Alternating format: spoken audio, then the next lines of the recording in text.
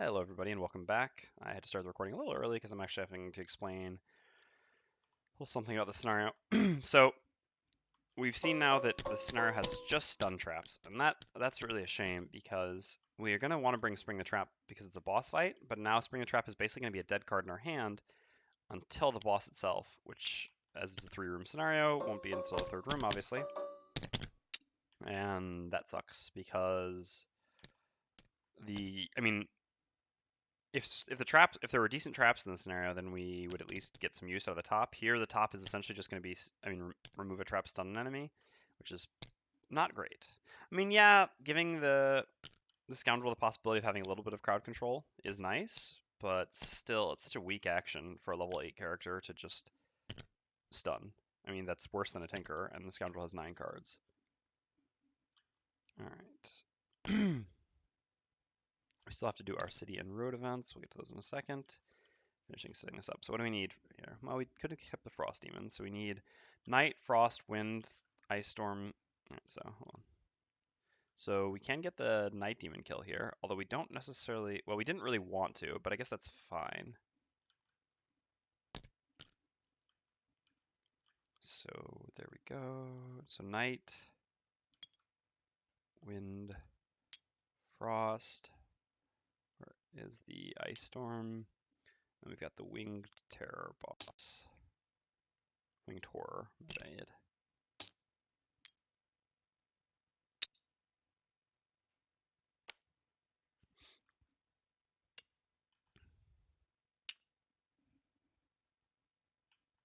Was the title changed? Oh, good call. Good catch. Let's change that. Oh yeah, we have to abandon our +3 difficulty title as well. No. I will try doing from 3 to 4 at some point, but I don't think that's the plan for tonight. Alright. Scenario 46.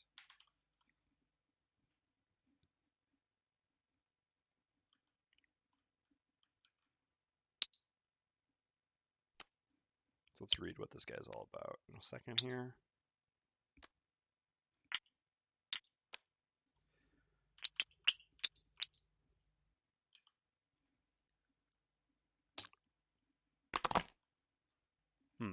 Attack -1, target all adjacent enemies, attack +0, range 3, hatch eggs. Ah, yeah, so he makes eggs and then he hatches them. He does his things in order. Otherwise, he'll have 60 HP. He's not immune to wound, nor something else, right? Nor immobilize. But that doesn't really matter so much. Here he doesn't move. Here he does move, but he just makes an attack 5. Pretty unthreatening. Yeah, it's more the 60 HP, but 60 HP shouldn't be too difficult. We can do... How much? So it's 16... We can do 32 in one attack pretty easily with the Scoundrel. Yeah, it is kind of a joke boss. I agree.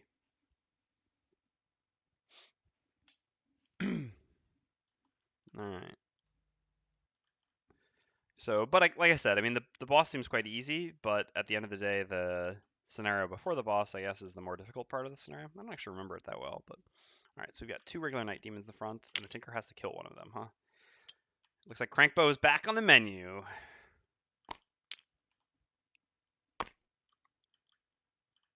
So 15 health each.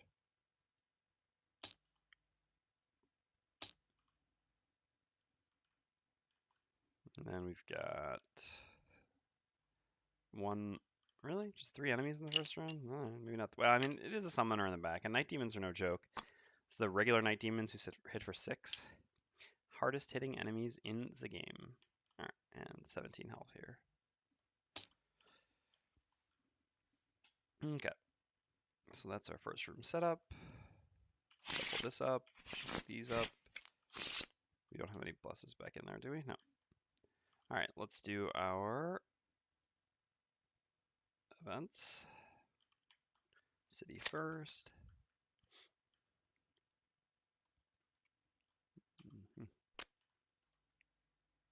Oh, nice.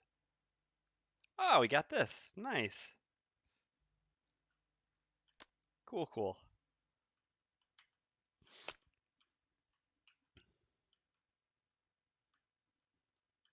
Okay, and then, wait, which item was it? 105. Okay. Does anyone? No. Okay. Wait, did we gain it? We unlocked. Yeah, one collective. All right. I will worry about that. I guess we should do this all first. All right. So hold on. So we got item 105, which is not a bad item actually. The flea bitten shawl. It's a reasonably cost-effective piece of armor. We've used it a couple times in the past. So someone's going to get 5 gold for selling it. Who do we want to have 5 gold the most? I guess the Mindthief, so we can try to get to the Volatile Bomb. And then we gain... Ooh, actually, we'll have enough then. Because we also gain 5 gold each. So the Mindthief will gain 10 gold, actually, up to 27. 5 gold here. 5 gold here. And so we have exactly enough, because it's 27 gold with our -3 discount to buy the Volatile Bomb. Perfect! So we can actually do all this before going. Now we can bomb them. Okay. And then for this scenario, because there are none of those things, we will be bringing, oops, our 2 other items. Our 2 other weapons. All right. No one else buys anything. Now we need to do our city event. I mean, our road event.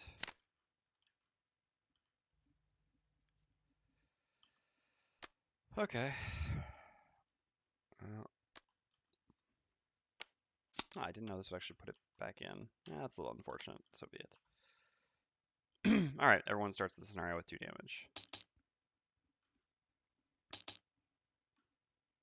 That'll be okay.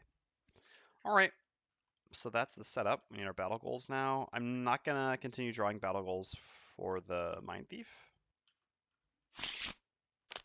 Or did we, hold on, what is our house rule? Did we write that we will do battle goals for check marks? I mean, for free donations or not? Hold on.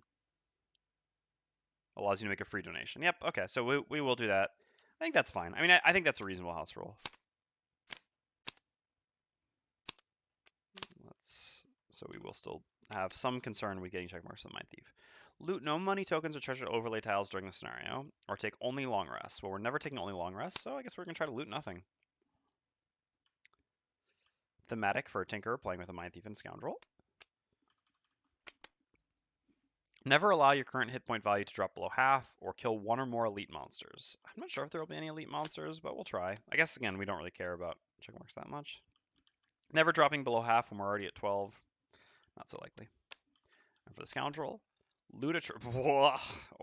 Oh.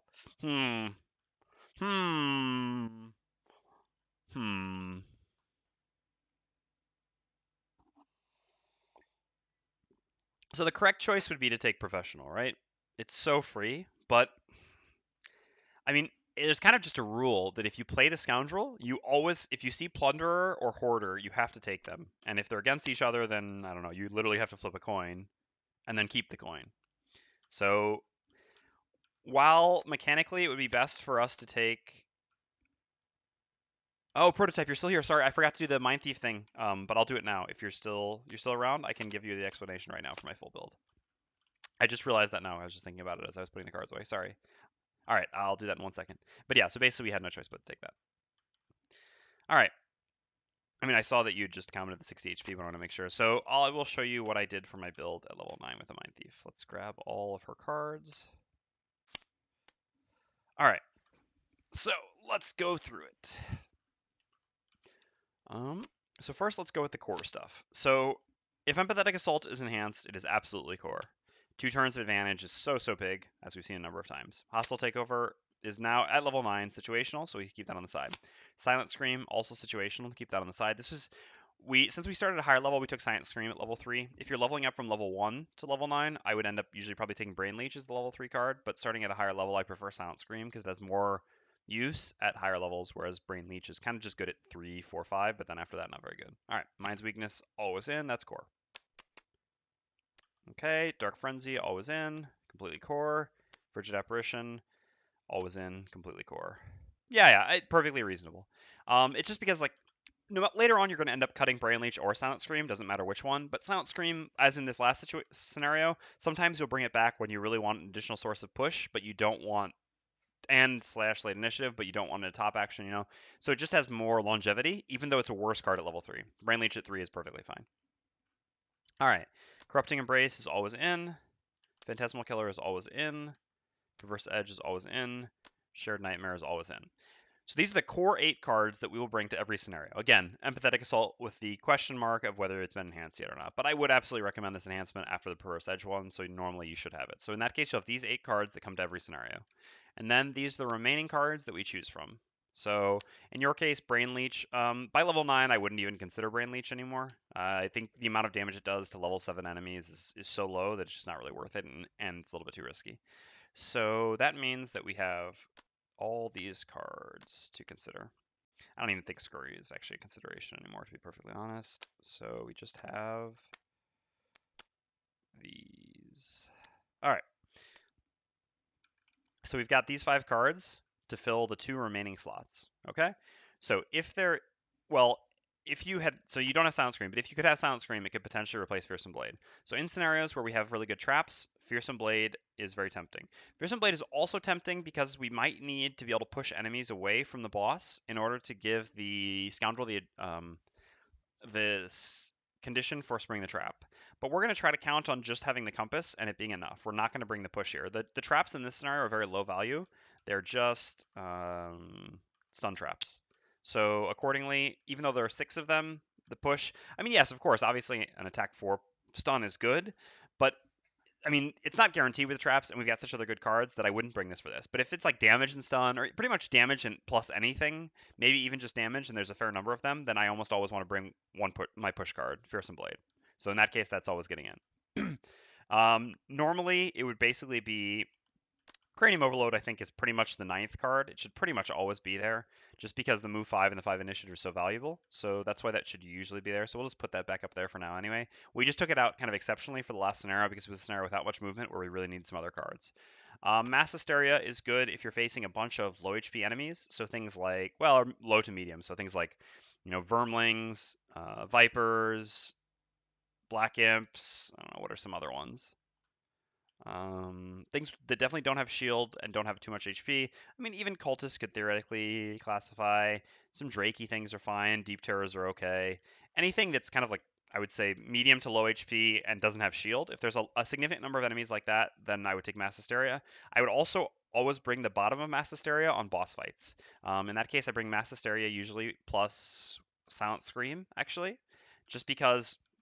And when I say boss fights, sorry, I should say 1 or 2 room boss fights. So a boss fight where either you start in the room outside the boss or you start immediately in the room with the boss. Because in that case, I think you can certainly afford to play the bottom of Mass Hysteria and then set up the Augment of Silent Scream, in which case getting a heal 2 on every attack or every melee attack is actually worth the reduced longevity. Normally we're never playing the bottom of Mass Hysteria simply because the reduced longevity in average to longer scenarios is just way too much, which is why we don't use that bottom. But on boss fights, I think it is worth. Now, you don't have Silent Scream, so I don't know what the other augment would really be. The problem is there aren't really any other good augments in that situation. Feedback Loop's augment is pretty garbage. The one shield isn't really going to change anything for you.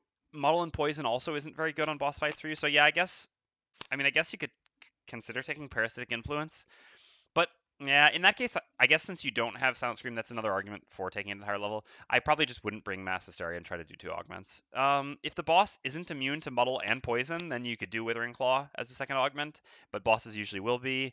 And the heal 2 self just isn't near as valuable as the heal 2 range 2, because typically the Mindthief isn't the one getting hit on boss fights, right? Bosses hit way too hard for the Mindthief to regularly get hits, so usually Silent Scream allows you to heal the tanky person in your party, which is why I like it on boss fights, who are usually going to take a fair amount of damage. So yeah, I guess then in your case, if you have Brain Legion, not Silent Scream, then yeah, no bottom of Mass Hysteria. So again, just the top of Mass Hysteria on scenarios with large number of small enemies. Hostile Takeover we take in scenarios that have very hard-hitting melee enemies who basically can't really do ranged attacks. Night Demons, I think, do have a ranged attack, but so the best example of this would be something like Living Corpses. What is the? I mean, that was one I was just thinking. Oh yeah, Cave Bears. Living Corpses and Cave Bears are maybe my best examples because they hit quite hard. Cave Bears especially. Cave Bears is like my number one I want hostile takeover because they move a lot, they hit really hard, and they absolutely don't have range attacks. Things that can have range attacks make it a little trickier. So things like Earth Demons, Frost Demons. In general, though, just against strong. Yeah. Well, Earth Demons do have a range attack though. Vipers. The problem with Vipers is that there are too many of them. So Hostile Takeover is not going to be good against them. But against Earth Demon, I mean, Earth Demons have only one ranged attack, so it's still worth it. Frost Demons also have only one ranged attack, I think, maybe two. But I mean, generally still speaking, anything that hits hard and normally doesn't attack for range is probably worth it. It certainly can't be anything that summons though or anything like that. Night Demons, it's a consideration as well. They're the hardest hitting in the game. I think they have only one ranged attack. Maybe they have two. I'm not really sure. It's been a while. Sun Demons, for example, have at least two ranged attack, maybe three. I would never bring it against them. But so Night Demons could be consideration. But yeah, basically, if the scenario has hard-hitting enemies who were mostly melee, then I usually want to bring Hostile Takeover, because in that case, it's just effective hard CC. And yeah, that's pretty much it. And Feedback Loop I want to bring because when I want to abuse my invisibility by having another late initiative. And in fact, that will be the card that I bring here as my 10th card.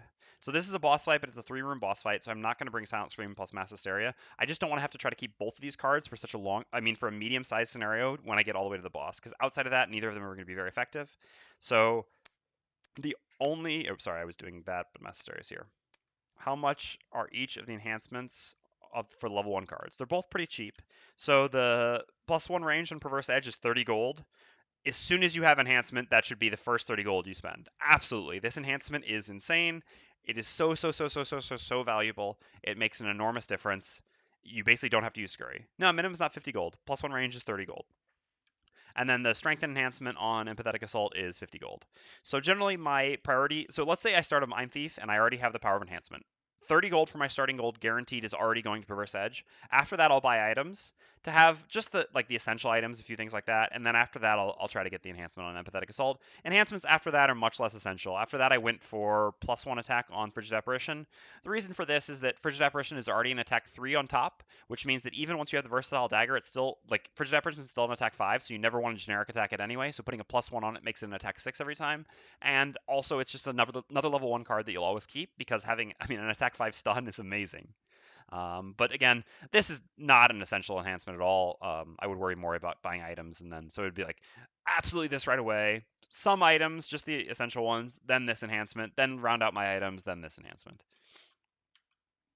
Yeah, but so here, because it's a relatively long fight and a scenario before the boss, I don't want to have to keep Silent Scream and Mass Hysteria when neither of them are going to be very good before the boss. So accordingly, I'm just going to not bring either of them. If I was starting immediately on top of the boss, I would bring both of these. What items do you have on her now? Okay, so I have the Volatile Bomb and the Versatile Dagger. So the order in which I would buy items on her, well, so I assume you're using stamina potions, in which case my first two items would always be a minor and a major stamina potion, if you have access to both of those. After that, my next item would, if you're playing with Hamina potions, I'd probably buy a minor Hamina potion as my first item. And then, I guess, after that, in order of priority, Iron Helmet, just because I didn't really have anything else. Versatile Dagger is probably the best non-stamina potion item for the Vermling. Probably followed by a Cloak of Invisibility. After that, probably a Ring of Haste. Then the Volatile Bomb. So Stamina Potion, Versatile Dagger, Cloak of Invisibility, Ring of Haste, Volatile Bomb. And then the rest of this stuff is just kind of filler. Stun Powder is fine, not exciting. Stun Powder I would never really have before level 8. Well, at level 6, I guess, once you have Dark Frenzy, it's fine. Or level 6 or 7, whenever you get Dark Frenzy to use with the bottom. Minor Mana Potion is pretty mediocre. Minor Healing Potion, just because it's cheap, mostly remove Wound and Poison. Cloak, Minor Stam, 106. What is 106? We have 106.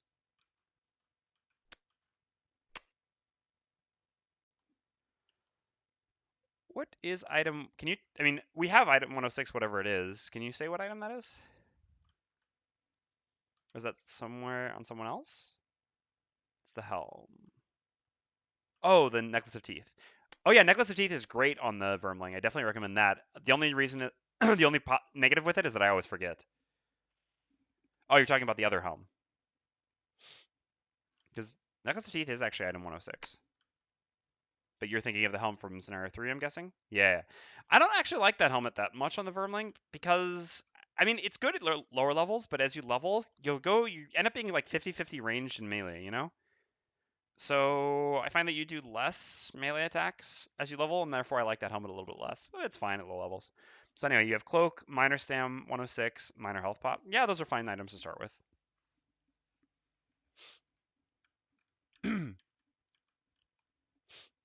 All right. So yeah, so that's our Mindthief build for here. Again, the traps here aren't very good, so I don't care about Fearsome Blade. I'm not going to do this combo because the snare is longer. Hostile Takeover would be fine, but ultimately I really just need... It's so important to have a late initiative to pair with your Invis. It's just going to actually be more valuable to me than Hostile Takeover, I think. And so that's why I'm going to bring that.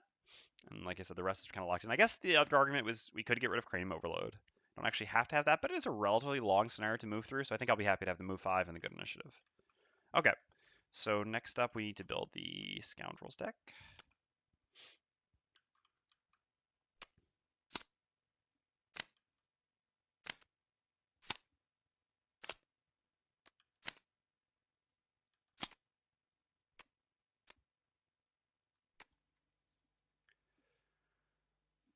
So now we just have to decide. So we're bringing Spring the Trap in. This is always happening.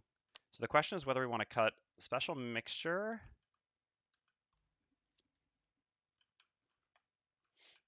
or something else. Could bring Backstab as well. No, I think it's probably fine like this. We could cut Swiftbow because it's a boss fight, so maybe it's important to be a little bit less greedy, but I think this is all right. All right, now we'll just cut Special Mixture for this scenario. Backstab, we are giving up our 5-6 combo, but we're not planning on using... I guess there is an argument for keeping Backstab, which is that it gives us another big attack we can use on the boss. The problem is right now we have multiple cards we can't lose before the boss, right? We can't lose. We don't want to lose Flurry of Blades, Smoke Bomb, Spring the Trap, or Stick to the Shadows. That's tough. So, yeah. Ah. All right. Well, I think we will be greedy. So if I was purely, I mean, we're only playing on +2 difficulty at this point, so I suppose we can be greedy.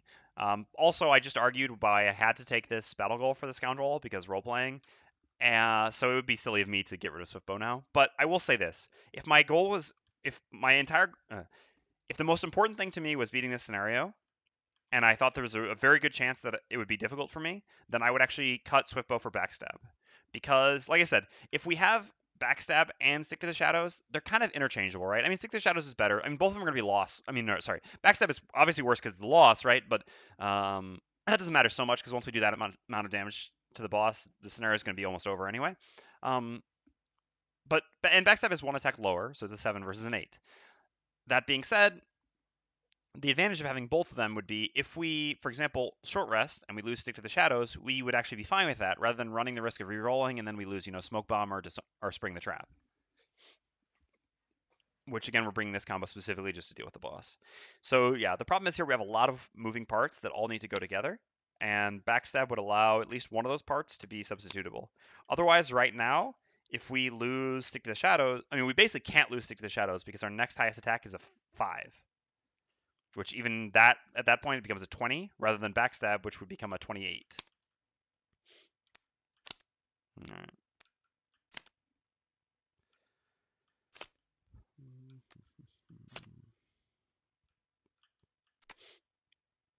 Okay, so we need a fair amount of movement in this scenario. So Crankbow, you back in, and we get to cut a card. Probably this bottom heel. We're going to be walking a lot, and yeah, I mean, at some point this had to get cut. Yeah, I mean, we'll try to long rest as much as possible for sure on the Scoundrel. I don't hate long rest, Loma. I just don't think that they're always possible. I just do what I think I can do. So yeah, put one more move 4 in. Plus, it gives us something that can potentially be... Actually, do we even need another attack? No, we'll try to kill someone. Because we have to kill one of these Night Demons, but I guess we don't have to kill a Night Demon. Like, I'd like to, but it's not necessary. Because, like I said, I'd like to try to coordinate all three retirements at the same time. And so the Tinkerer still needs to kill the Sun and the Night Demon. The Mindthief still needs to kill one living thing. And the Scoundrel retires when the other two retire. So if we could do a scenario that has both a demon of the appropriate element that the Tinker kills, and then a living thing, I say living thing, but what I mean is living spirit, living corpse, or living bones, that the Mindthief gets at the same time, this would allow all three to retire together rather than having to do one and then the other. It's going to be much, actually, I'm not even sure. It is possible. There probably is, but generally speaking, there's going to be a lot more crossover between Night Demons and living stuff than sun demons and living stuff. And in fact, I even know one scenario that we've already done that we could go back and complete that would give us a both night demons and living bones. So for that reason, I was actually not. I mean, killing a night demon wasn't super important to me. Could you use link scenarios? Yeah, well, technically, actually, as we found out, we don't actually have to return to Gloomhaven, but that kind of sucks as well. I mean, you're not actually required to return to Gloomhaven in between scenarios, even if you don't do link scenarios, interestingly enough. ECO was actually the one who found this out, or pointed this out. So theoretically, we can just keep doing scenarios and never go back, and then we can still synchronize our retirements. Generally speaking, I prefer to retire when I can. Yeah, I actually didn't know that either, though, Lemma, so makes two of us who learned something about that. All right, well, let's get going into this scenario, shall we? So we've got two Night Demons here and a Solace in the back. We didn't deal with the Solace at some point, but obviously it's not super easy for us to get to immediately. Oh, this is just, yeah, let's put him back in there. All right, let's get all these things shuffled up. We've already done it once before, but just to be safe. Shuffle there. Shuffle all these. An obstacle is missing near the chest. Good catch, thank you. Easy. Okay. So, what is the plan? Are there any special rules for this scenario? There's just I think it's gonna be the boss stuff. There. But we'll put that anywhere there anyway, just to be safe. All right, other than that, we've got no special rules, so we can just dig in.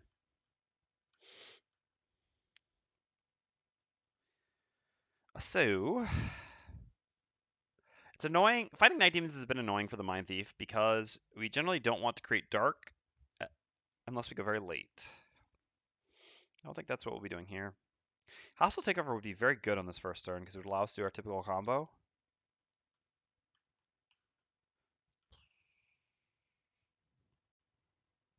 We also can't really spring this trap, can we? Ugh. Hmm. Hmm.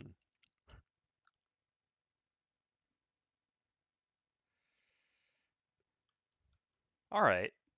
I think we've got a line here. It's going to be okay. Should we bring Hostile then?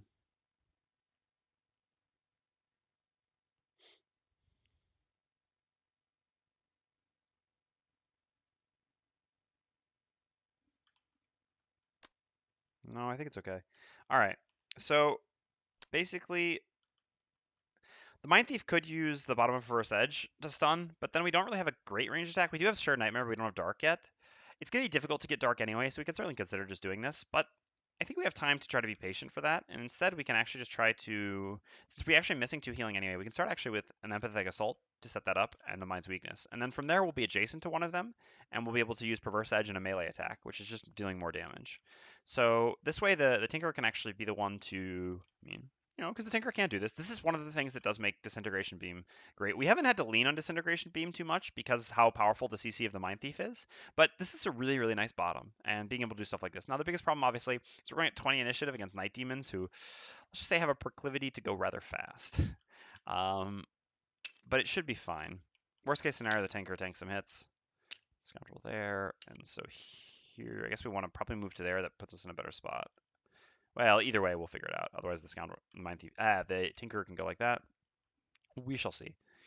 And so we can also just use a mana potion because we have mana potions on both of them. So for example, the Tinker can mana potion after if we see that they're not going to do anything, and then set up the Dark for the following turn for Shared Nightmare.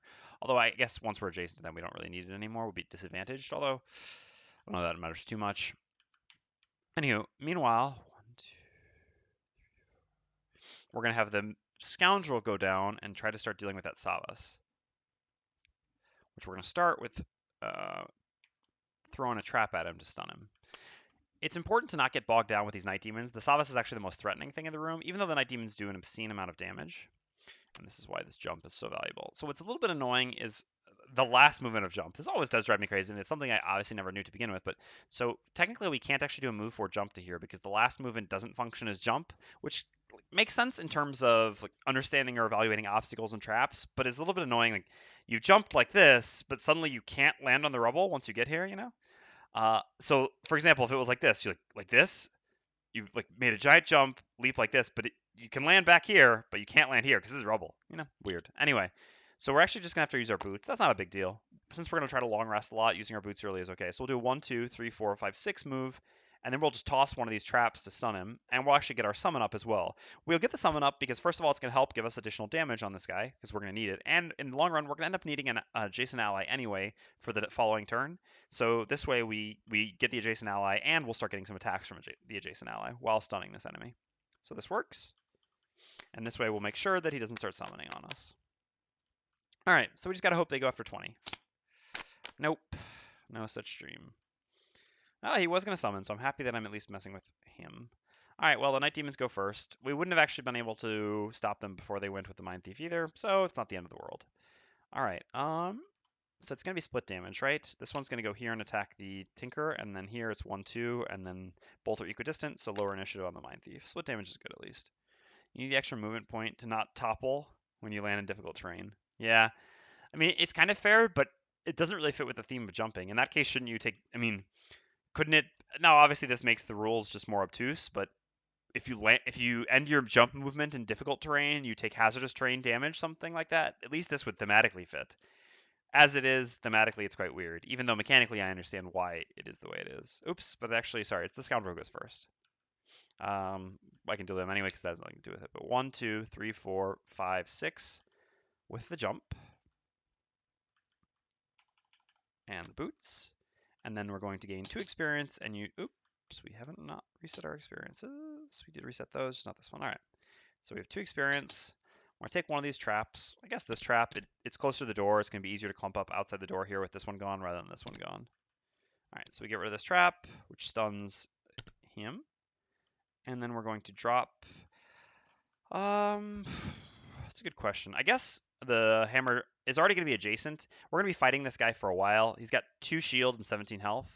So better to have the hammer here because it actually does real damage by attacking for 3 rather than attacking for 2, even though the hammer does make it less likely that it'll fall. I mean, because we're summoning something with 1 movement, it's never going to get to the falling rooms, but that's okay. We'll get the summon here, and then we'll save our second summon for the boss, and we'll be all right. Use the other trap because that'll limit how many things it can summon. Yeah, I guess that's an argument. Then it'll only be able to summon 1 thing. Yeah, that's a good point, I guess. That's a good call. Did we forget to... Oh, yeah, we forgot to grab the Tinker's Level 8 card. Yeah, can't summon onto trap. Good call. Baronoff, you're actually right. And also, well, I was thinking it's not that likely he should summon that many things, but I guess I mean, I'm hoping he doesn't summon that many things, but it's still a fair argument. You're absolutely right. It's definitely better to do it this way. Also, because if he summons a Frost Demon, it'll summon behind, and then it'll walk into the trap as well. So it's only a Wind Demon that would really be threatening this way. Definitely a good call, Beninoff, sorry. Good call. Thank you. Yeah, we actually forgot to grab the Tinker's Level 8. Unfortunately, it's too late at this point. So we still had to choose one of these. Well, Noxious Vials was the vote from Isio, and I love Isio, so we're going to go with this. No one else really voted for anything. This means we probably won't be doing 4-player setups with this party, but it's also going to just lead to I would say to a more enjoyable party. It's going to be more fun to play, and I think more fun to watch as well, to be doing balanced things rather than to just be abusing broken things, which is, again, the very reason why we're using the corrected stamina potions. Okay. So, unfortunately, like I said, it would be too late. It would be kind of cheating if we did bring this now that we've kind of seen what happened the first turn. So, unfortunately, we'll have to leave this on the side, which sucks a little bit because this would actually be very valuable in this scenario to allow the Scoundrel to refresh her summons. But, it is what it is. We're just handicapping ourselves a little bit for being stupid and getting distracted and eating delicious couscous. All right. So the Night Demons go now. They have -1 attack, so they're just going to be attack 5s. Like I said, 3 will attack the Tinker, and 6 will attack the Mindthief. Okay, so attack 5 on the Tinker. Ooh, Tinker does not have that helmet. Would have been better if this was the other way around. All right, I don't think I want to lose cards just yet, so a 5 becomes a 10, and we take 8. Ouch. And then 5 here as well. All right, well, last scenario we didn't need any healing. Yeah, we used the shield. That's why we took 8. This time we're going to need a fair amount of healing. But that's okay, I suppose. All right, so then it is the Mindthief's turn. So the Mindthief is just going to, I guess we can move down a bit. Maybe it'll allow us to go be a little bit closer to dealing with that. From here, yeah, it's one further. Sure. All right, so we'll move down to there using Empathetic Assault. We heal ourselves for 2. At least there's that. And we strengthen ourselves. And then we're going to use the Mind's Weakness, so gaining 1 experience. I don't actually have any reason to track it. Well, if I do it accidentally, I do it accidentally, whatever. Making an attack 3, targeting the Night Demon. I already set their healths. Yes, yes. All right.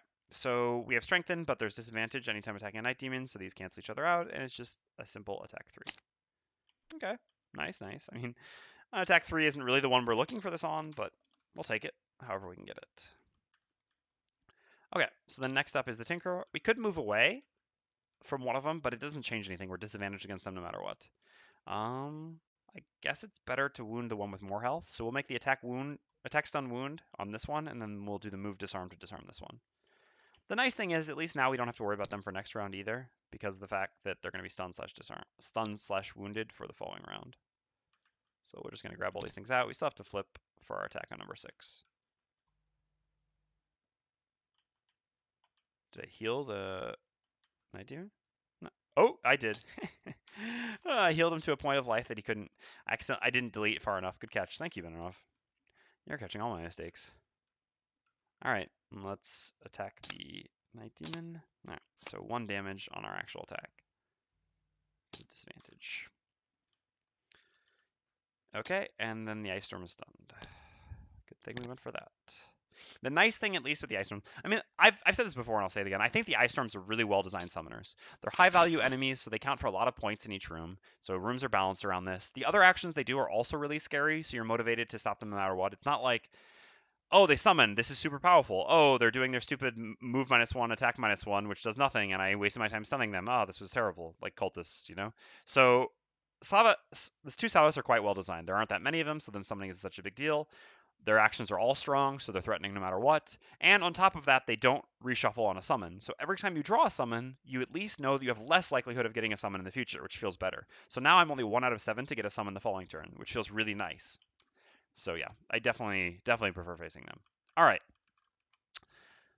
El Scoundrel do. Wait a second. This is a normal enemy. I summoned the wrong summon. Oh. All disarm is not so nice. Yes, we do agree with that. I think that one action is broken.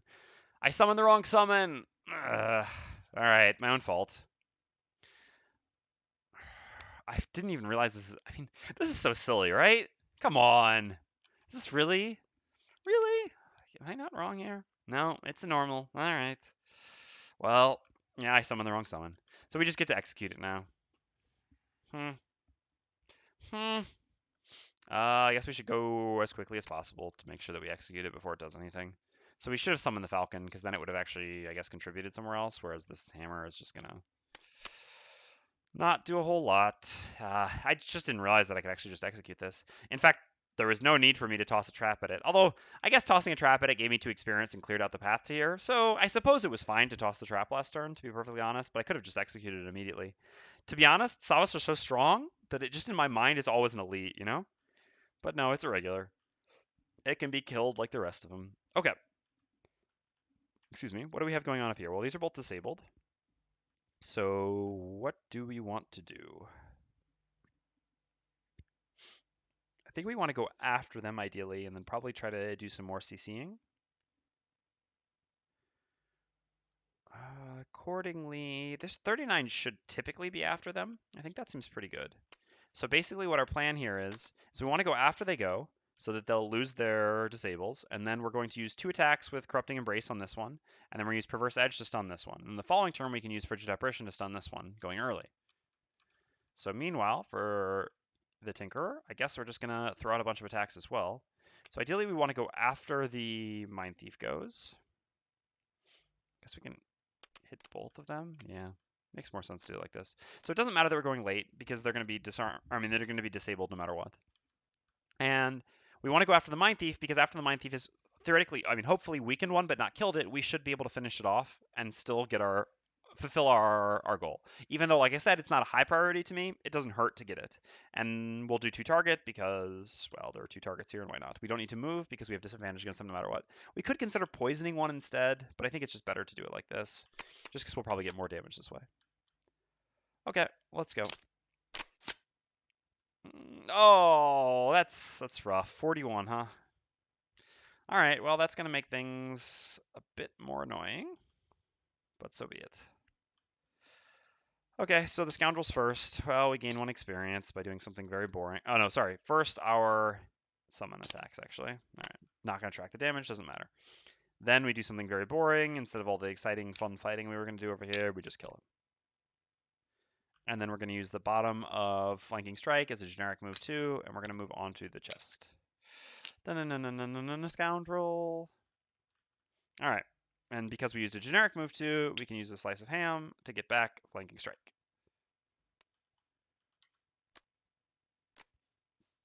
And what is in the chest?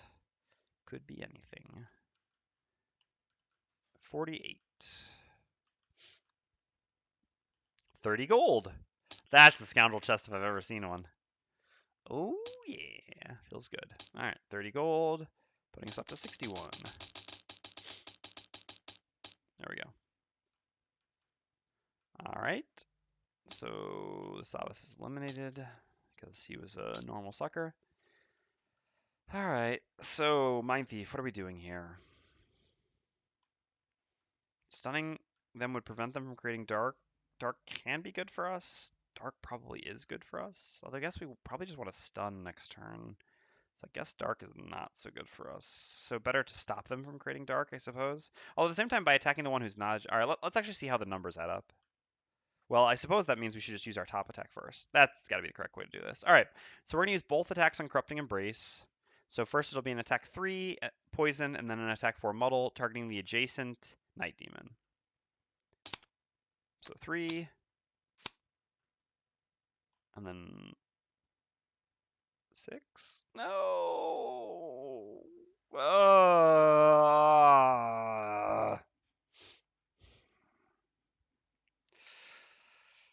I mean, this was, I suppose, a reasonable expectation. So, yeah. No. Oh, yeah, no, because the poison. Yep. Yeah, so we did 9 total damage in the end, which kills this one. The reason we didn't want to kill it was because it would have been an easy kill for the Tinker. The other one's going to obviously be a more difficult kill for the Tinker. All right, so now we have to decide whether we want to use Perverse Edge to stun him. Think not. Because then we can use Perverse Edge next turn. I mean, basically we could use Perverse Edge just to do an attack 1 here, but I think that's not really worth it. I'd rather just use a Slice of Ham. So we're just going to use a Slice of Ham and do the bottom of Perverse Edge. And that's why I love there's so much strategy involving these potions. I really like them. We're going to do generic move 2, moving onto this coin here, which allows us to then recover Perverse Edge. Yeah, exactly. And ham it up, which gets us Perverse Edge for the following turn. Now, this is bad for longevity because we're using a Slice of Ham, but not going to an even number of cards in our hand. So we either need to use another Slice of Ham now, in which case we'll have only gained 1 turn rather than 2 turns, or we're just not going to gain an extra turn. But, of course, the advantage here is quite simply that we get Perverse Edge back, which is really nice. Gives us more flexibility for doing some nice stuff this following turn. All right, the Night Demon goes stunned and wounded, takes 1 damage from wound. And then the Tinker goes. Now we wish we'd done the poison attack. Let's do Mindthief with his +2 with her +2s. All right. Well, we're gonna do an attack 4 and then an attack 2, both targeting the Night Demon, both disadvantaged. Wrong order as usual. All right, so 2 damage and that's it. Not spectacular. All right. So what is our plan here in terms of attacking? Where did Perverse Edge go? Oh, we put it there for some reason. Interesting.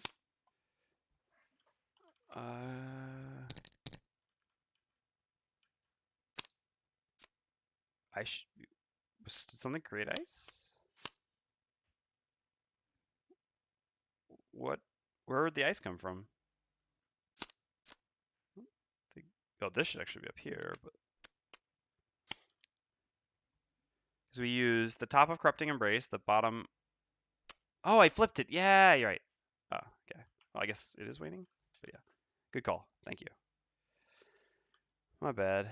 No, we didn't have disadvantage because we had strengthen, so we counteracted the disadvantage. If we had had disadvantage, it would have been much nicer.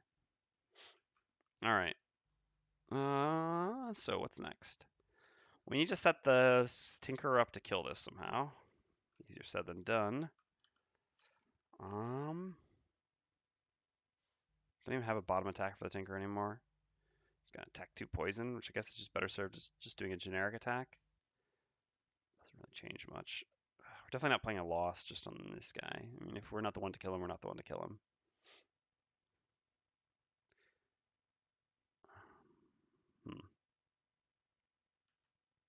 I guess these 2 things. It's the best we can do. It gives us an attack 3 on bottom, and then we can do an attack 6 on top and stun. We'll still have Perverse Edge for later. So the Tinker's best attack, huh?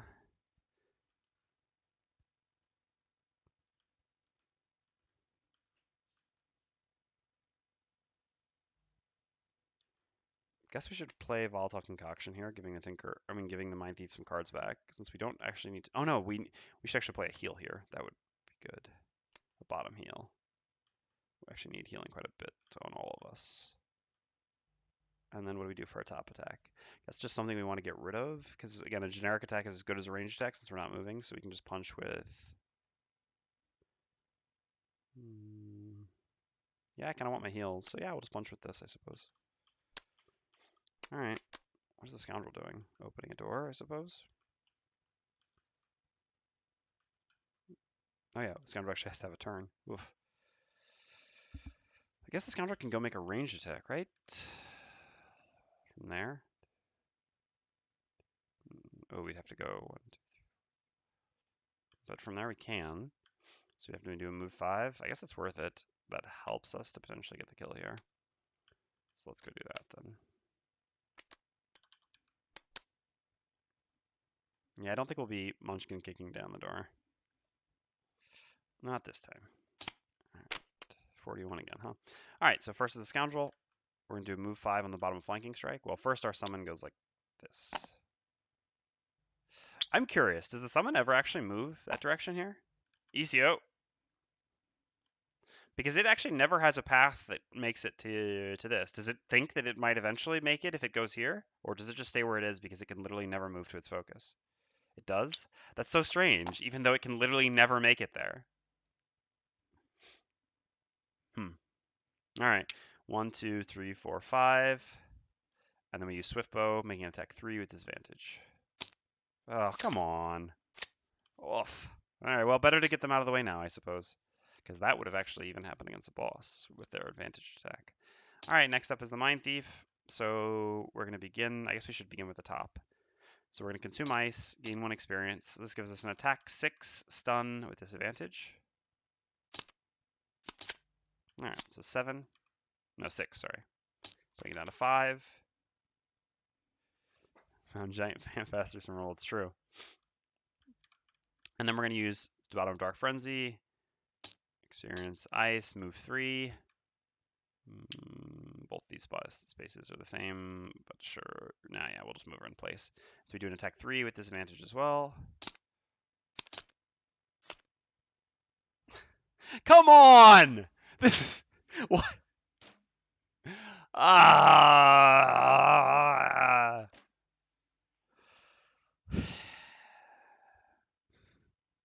His Mindthief is trolling the Tinkerer so hard.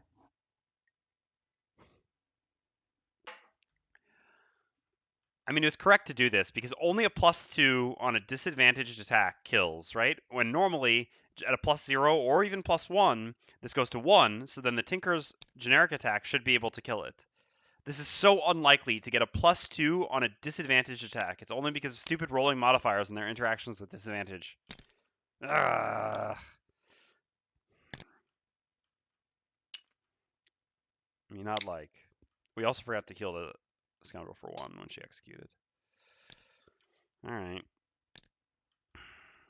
Well, they're eliminated. The Tinkerer goes, does a heal 3 on bottom. Yes, healing himself. He's missing the most health for sure. All right, and we end the round.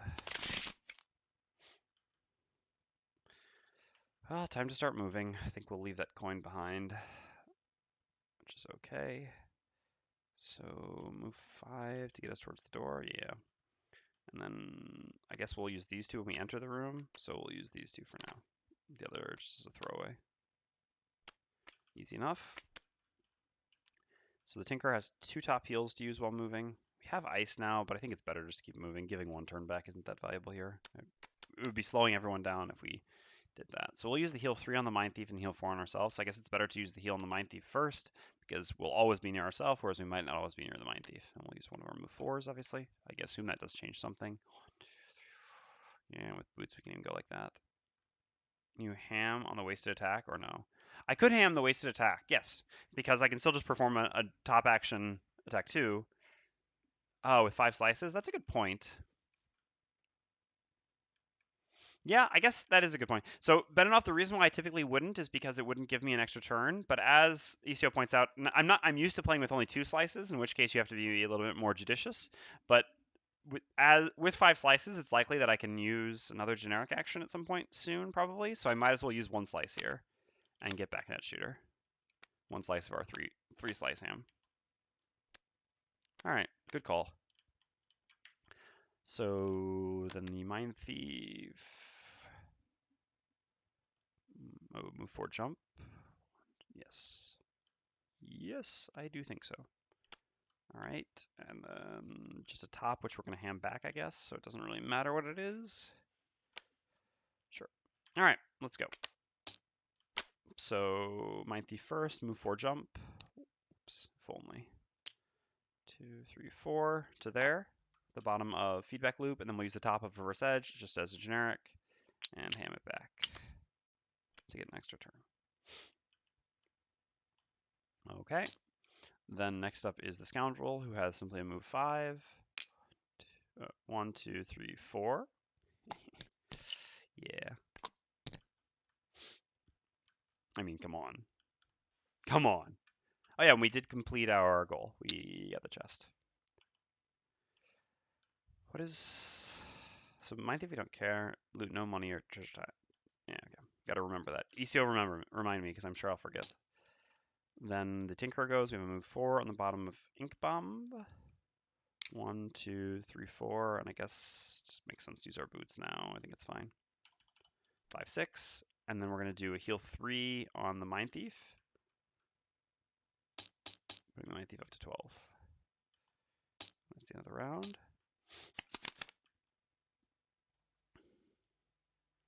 So it's time to run into this room of very invisible.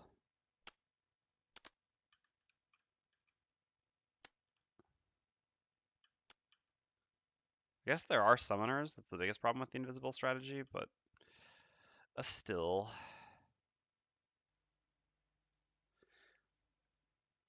We also don't have a late initiative for the turn afterwards. Because we played our jump there.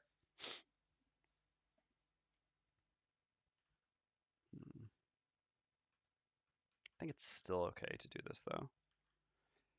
So in that case, we should still save our range attack for afterwards. Maybe we'll do like range attack and run away early the following round. So I guess in that case we should do this.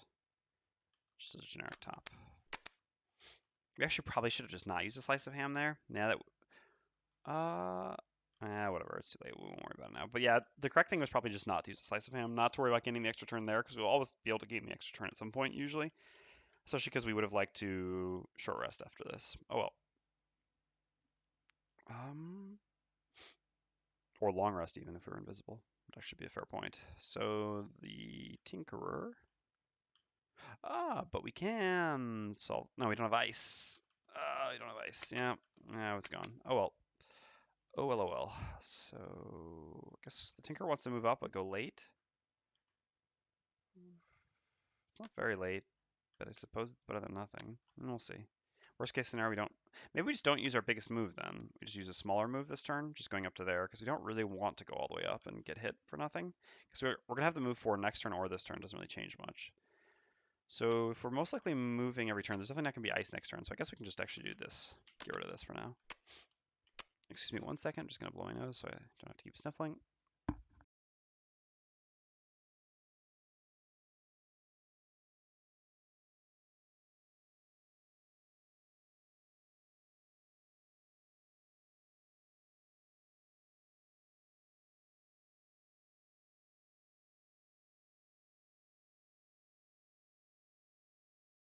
Okay, back and ready to go. Let's do it. So first things first is the Mindthief. We're gonna do move 2, loot, invisible, great dark, all that. All that good stuff. Right onto the door. Does it suck not having boots? Yes, it does. Oh yeah, prototype. Yeah, you asked that question, and I hadn't answered. Yes, I do prefer to have boots on the Mindthief. I would normally always buy boots of striding on the Mindthief. I don't think there are other boots that I typically want very often. Now that I have boots of dashing, they're just too expensive. I think. Yeah, I think boots of striding are perfect. Mindthief doesn't need a lot of movement, but sometimes it's just nice to have the extra flexibility in movement, especially for things like Dark Frenzy or this card that we're playing now, the Dark Predator thing, whatever. So yeah, those would generally be my boots of choice, but the other two people in my party stole them. I think that you could justify the Mindthief having the boots of striding, I guess, over the Tinker. I don't know, it's close. Everyone wants the boots of striding, basically. If there was a third pair, I would have them for sure. Okay, so we're invisible. We still have to see what's going on in this room, though. No summoners. That's nice. Was my one concern about going in here invis would be that there would be Savas. There's not a Savas. This scenario seems deceptively easy. It's possible that we could have set up the scenario. Well, all right. I'm okay. I said that, and I realized that there's an elite wind demon here, so I'm gonna be careful with my words, I suppose. So elite wind demons are a mess. I do not like to have to deal with.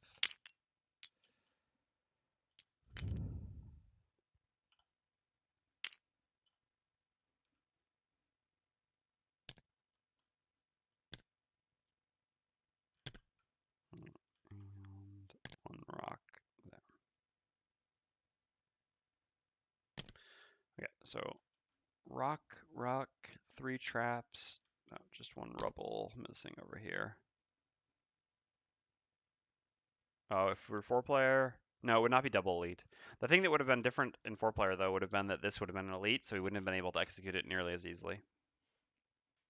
Then we would have actually had to do the interesting fighting there rather than just derping around back and forth.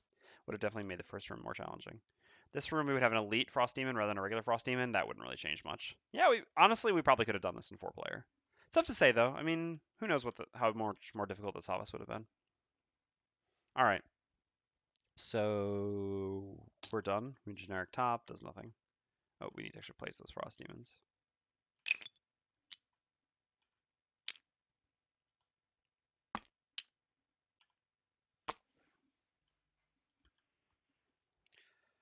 All right, so frost demons have 14 health each.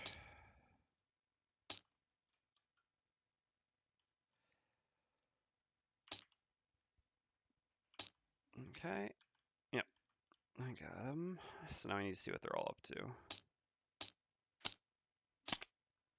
All right. So wind demon go now.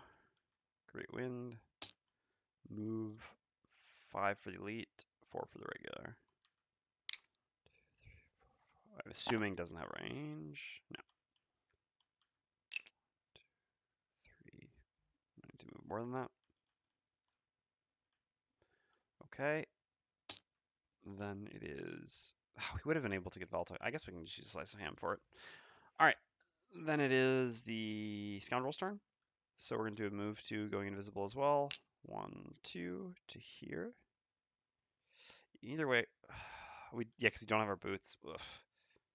Neither way, we would be able to hit the elite frost wind demon, which is the thing we care most to wound. So we can go here or here. Guess here is maybe safe. I don't know. That actually changes anything. Let's go here. Go with your gut, right? All right. So then we create fire. This can actually be relevant because they can hurt themselves. And we gain 1 experience, and we do an attack 4 range 3 wound, and we'll do it. It's always on one of the frost demons. I guess the closer, I don't know. Sure, the further frost demon, because I guess the closer one's more likely to be wounded by other things. All right. Nice. All right. So, oh yeah, you're right. The giant did move forward. We were here, right? Yeah, so it would have moved one. All right. So we got a +1 on our 4, so 5 down to 9.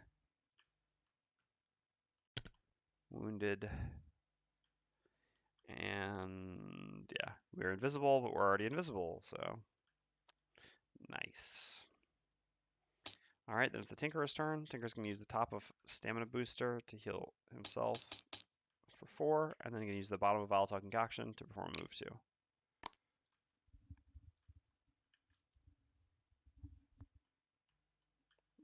Okay.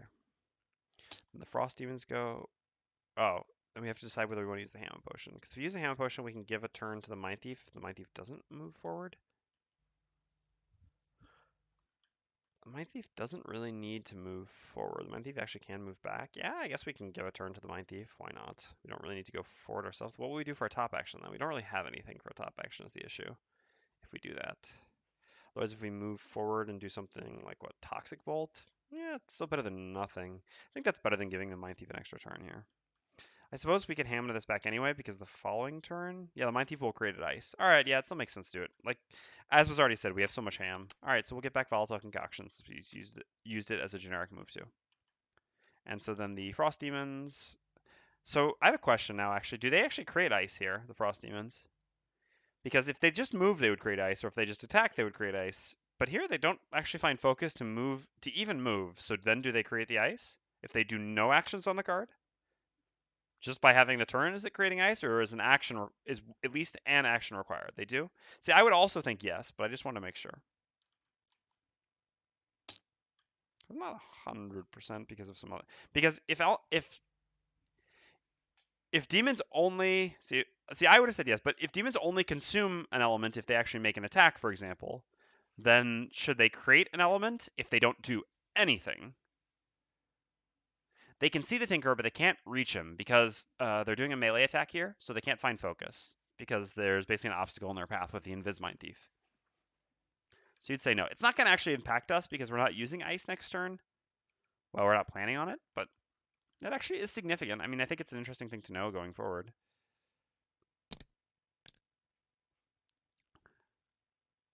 People seem to be indecisive now. Well, I guess we can just. I'm not sure what's actually safer. I guess it's in this case it's ambiguous. I'm not sure, and I guess I'll give them the benefit of the doubt. Like I said, the ice shouldn't affect us next turn, but it could potentially give them a ranged attack. So why not? We'll give them the ice, right? All right. So the Scoundrel is going to do a long rest because we just want to get our boots back. We will actually heal 1. And most significantly, we'll get to choose which card we lose, which allows us to continue to maintain our combo for the boss, which is the most important part of the scenario. Plus, since we're invis, long resting at 99 is quite nice. All right. The Mindthief, meanwhile, is going to do some shooting and running. No, so focus basically means a monster has to be able to find a space from which it can attack. That's how focus works. Technically, monsters focus a hex, not a person. So, for example, these wind demons, they focus the hex from which they would attack the Tinkerer. So in that case, it would be like, like here or whatever. So they still have a focus because they can go here to make an attack. Even if the Tinker was all the way back here, for example, so we'll remember these are, they would still focus the hex because they can fly over the obstacle Mindthief and get to here to attack. But if these Frost Demons were doing ranged attacks, so like they had the card flip, which actually gave them ranged attack action, then they would actually be moving up, even if they couldn't get all the way in range to make an attack. But that turn, for example. But here, since they're making melee attacks, they'll never move up as long as there is an invis obstacle basically blocking their way.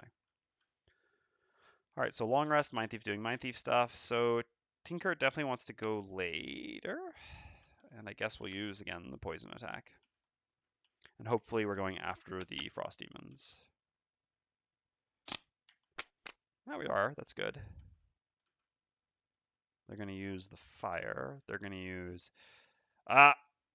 BCO. God, I wrote it down at some point in my defense, but it's in like a pile of papers. I'm not the greatest with paper organization. So what do the Wind Demons use for element? Because normally they would use Earth, but since Earth isn't the option here, which is it? It's a no, they don't create it. Okay. Cool. So anyway, which, oh, well, No. Yeah, so do they use fire or do they use dark, the wind demons, for when consuming any element? Anyway, let's so just for everyone who's watching here, this is not a rules question. It's actually ambiguous and you would actually be able to choose, but I prefer not to leave myself choice. So ECO had created a table, which was logical, but I had written it down at one point, but I've lost it. It is player choice, Beninoff, correct. But I don't like to give myself the choice so that I can't exploit things. So before wind is F, so they would consume F then? All right. So they consume the fire, creating a newer wind, and they do move -1, attack -1. So 4 movement for the elite and 3 movement for the regular. They have 4 range. 1, 2, 3, 4. Yeah, 1, 2, 3. Easy enough. To follow the arrows.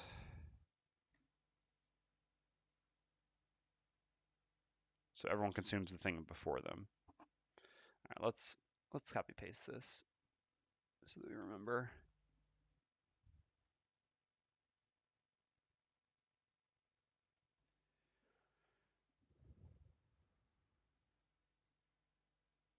From W, the first you encounter is. Gotcha. Hold on, just WordPad real quick. Copy this down.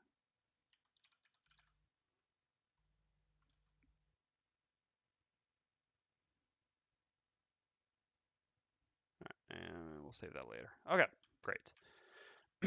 So the elite, 1, 2, 3, 4 from there makes an attack on the Tinkerer.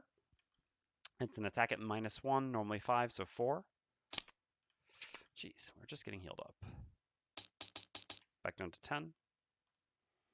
And then the regular, so the regular has 3 movement. 3. Doesn't have range. Okay. So then it is the Mindthief's turn. So, the Tinker's disarmed as well. And on our turn, we don't have a heal. All right. So would we rather hit the wind demons or the frost demons? I guess getting poison on the wind demons is nice. The attack doesn't actually deal any damage, though, is the problem. But we do need a poison on this elite wind demon, I think, no matter what, because we have to be able to kill that. Putting poison on it, they have 1 extra shield this turn. This attack's just going to do nothing. No, I think I'll just hit the frost demons. We'll figure out a way to deal with him, but I don't think it's right now. I mean, we'll be able to stun him and like wound him down, stuff like that. All right, so let's just hit both the frost demons with. So we're gonna use the top of Shared Nightmare. So we create ice, gain 1 experience. So that doesn't really matter. Consume the dark. So this gives us attack 3, range 4, target 2, poison curse. So we'll do 3, and then 4 of the frost demons. Ugh. This is creating problems for us. All right, I guess it has to be down there then. Just put this here then. All right. So 3. Okay, 6 damage, nice. And then 4. I'll do the conditions afterwards. Oof, oof. The stun is kind of irrelevant, but still. So we got +2 and stun, right? So 5. Down to 4. Oops. What are we doing there? So poison there. Poison there. Stun there. And 2 curses.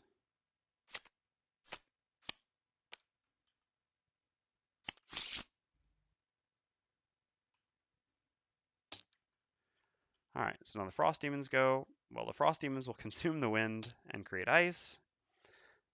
Oh no, sorry, we have to move first. All right, so how much movement do these frost demons have? They have -1 movement. So this gives them 2 movement.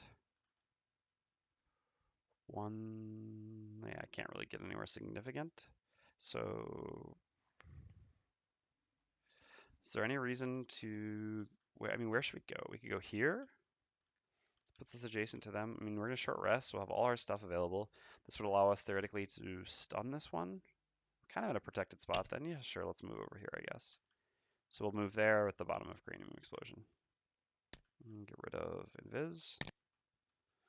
So the Frost Demons go. They've already done their element consumption, so it's 1 movement, well, 2 movement for each. 1, and then this one doesn't move at all. And goes down to 3. No, they do have focus. Their focus is actually here. Because the Mindthief is no longer visible. There's also this path here, so even if she was. But basically, so this one is the only one that moves, and its focus is here because it's the only space from which it can attack the Mindthief, which is the closest thing, 1, 2, 3. But it has 3 movement except -1 for the turn, so 2, but it actually only can move to here then. The Scoundrel is still invisible until the end of her turn, and it would take 3 movement to get here. 2 would put it here, but the Wind Demon is there, so it doesn't actually go. So it can't actually make it to attack the Mindthief, but it does move up. It just has to be able to find a spot from which it can eventually attack, which it has a viable path to. Here, it never had a viable path. I mean, before it never had a viable path because there was an obstacle blocking the path. Technically, you can't block paths with obstacles, but you can do this with invisible characters because the monsters treat invisible characters as obstacles. All right, so the Tinkerer can move but cannot attack. So yes, so there was focus. So that's why it moved. This one didn't do anything because it was stunned.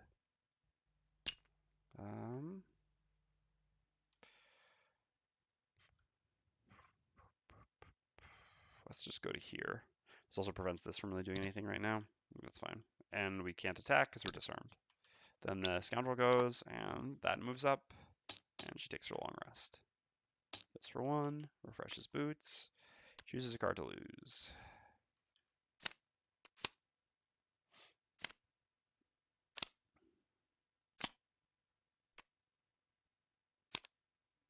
All right, I mean, as much as it pains me, we don't have that many cards we can actually lose. And, well, that's one of them. And then we lose our invisibility as well.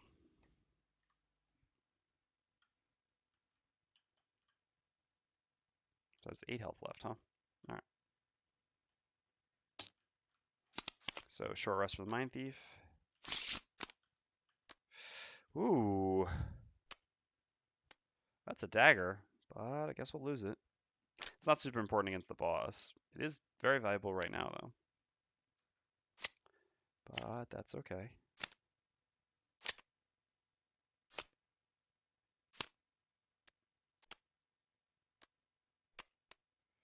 All right. So there is ice now. So the Mindthief can actually double stun these. Seems pretty good. Think that's a pretty obvious plan as well. So Perverse Edge and a Frigid Apparition. This gives us a turn to wait for the Tinker to get his stun back. Ah, no, we'll create ice again, yeah. So then we can use these two.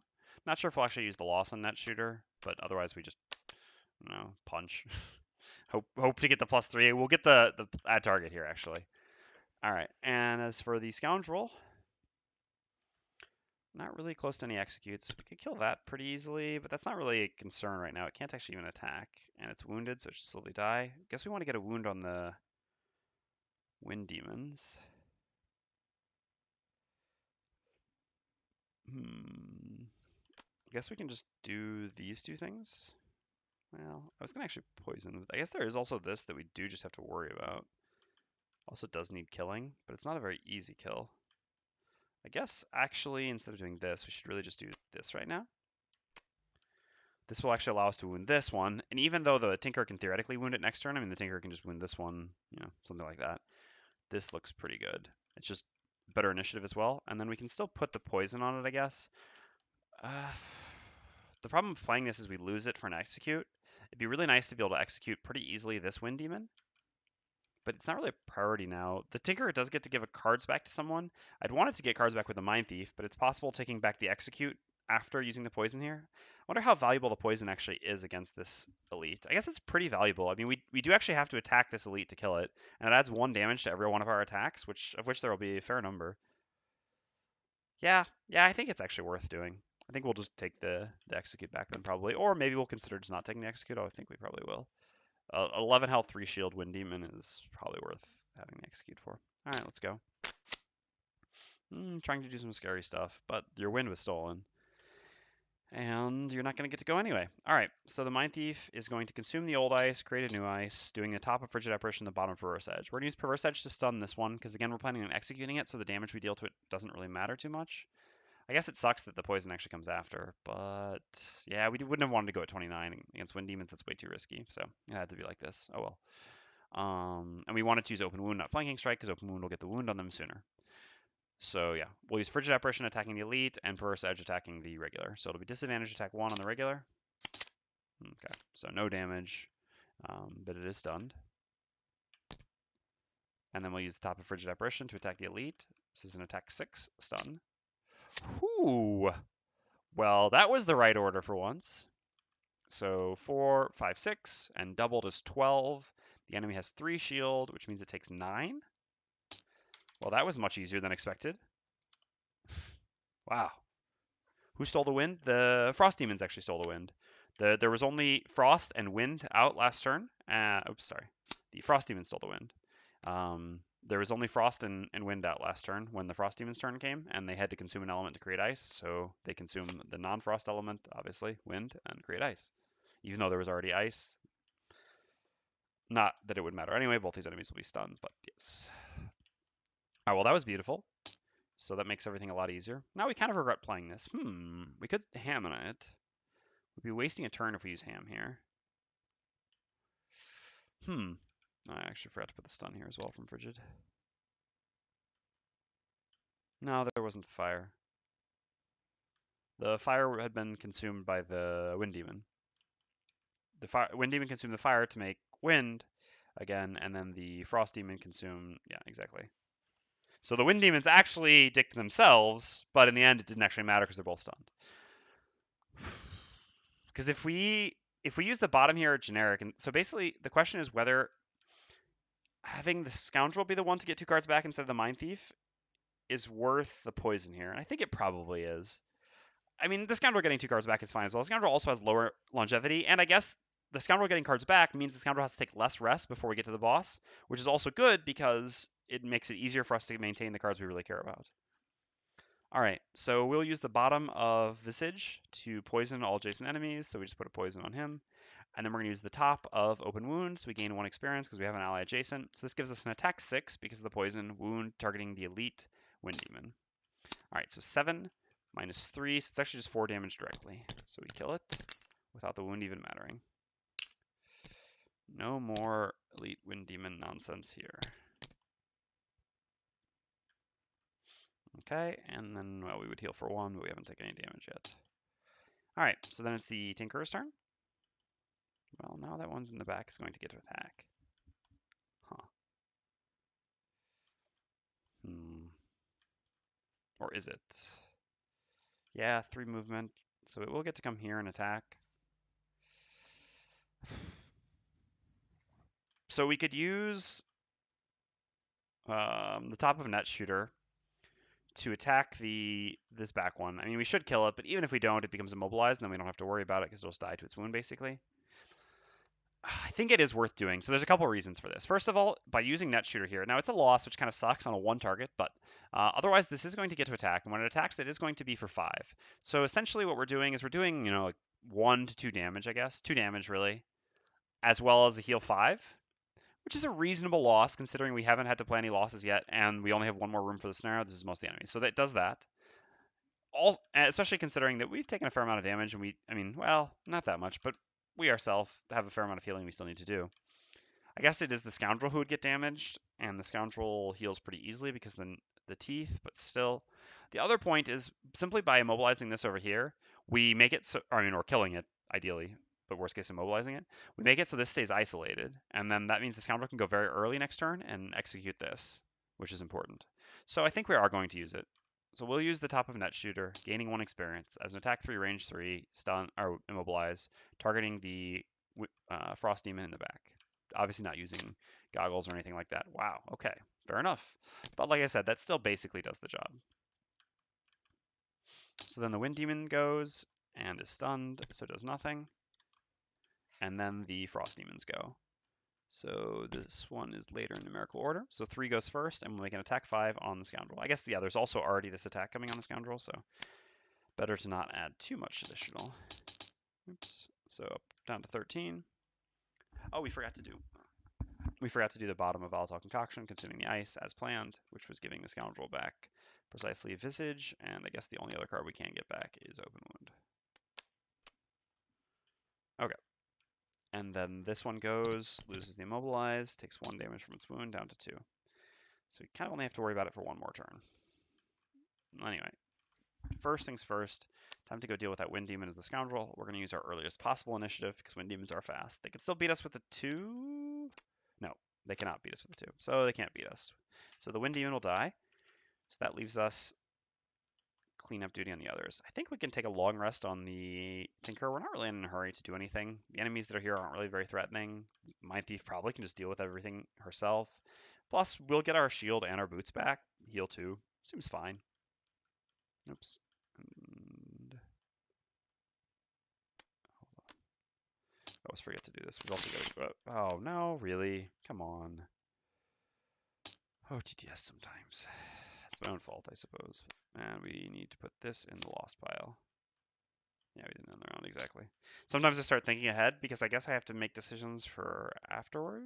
I'm not sure. Well, sometimes I just maybe one step too far ahead of myself. All right, so how do we kill the frost demons easily? That one sitting over there, I mean, it's annoying that we have to consider how we kill that back one as well. Or what exactly to do about that one.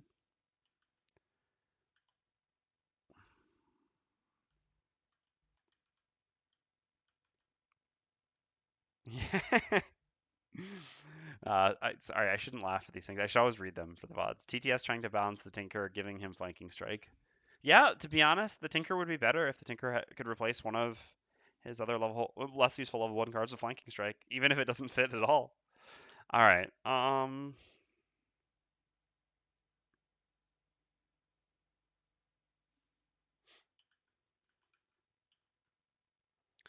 mean, I guess we need to kill this, so we should really use the bottom of Dark Frenzy, just because that'll give us a guaranteed kill on that.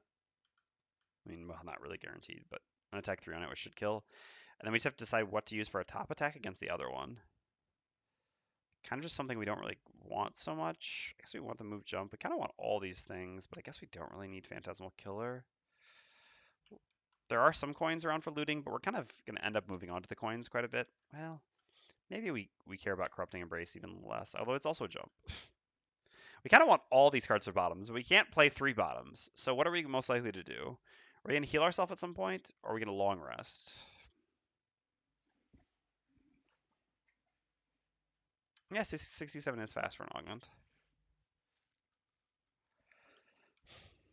Let's see. If we go here this turn, presumably, because the Scoundrel goes here, maybe even here, maybe even here, who knows. So then in that case, I guess we would go here. I guess we do want the healing, so we're going to take some more damage. So let's get rid of one of the cards that's not healing. And in that case, I guess this is just going to be more valuable to us than this. All right. And we're just going to use this generic top attack, which is still an attack 6. And the Tinker is long resting. All right, let's go. So first up is the Scoundrel. First up is the Scoundrel's Silly Summon. Just going to dismiss this soon enough. And then we're going to do move 5 with Flanking Strike. There's a coin here. But the Mindthief can also just pick up the coin. So I guess we'll just go to there. All right. So we go to there. Oh, we also need to throw this trap to actually just clear the path. I guess we actually don't have to have an enemy because it just disarms the trap. So yeah, that's fine. All right, so we go to there. And then we use the top of Visage, gaining 1 experience, killing a normal enemy who is adjacent to our ally and adjacent to none of its allies. We deleted the Wind Demons. Well, that's how we feel about Wind Demons. Hopefully there won't be any more. Oops. And we get to heal for 1.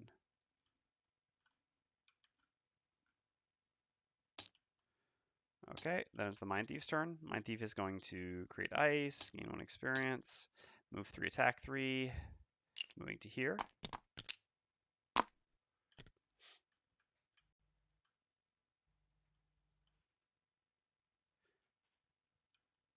And then make an attack 3, targeting the non-adjacent Frost Demon. Really? God, that Frost Demon has plot armor! That's really annoying, actually, to be honest. It's twice that this has survived would-be lethal attacks on misses. Very, very annoying. All right, let me use a top generic attack feedback loop. So it's normally a 2, plus 2 from Mind's Weakness, plus 1 from Versatile Dagger, plus 1 from the Poison. So a 6. Give us a plus 2. Nice. All right, well, kind of balanced out.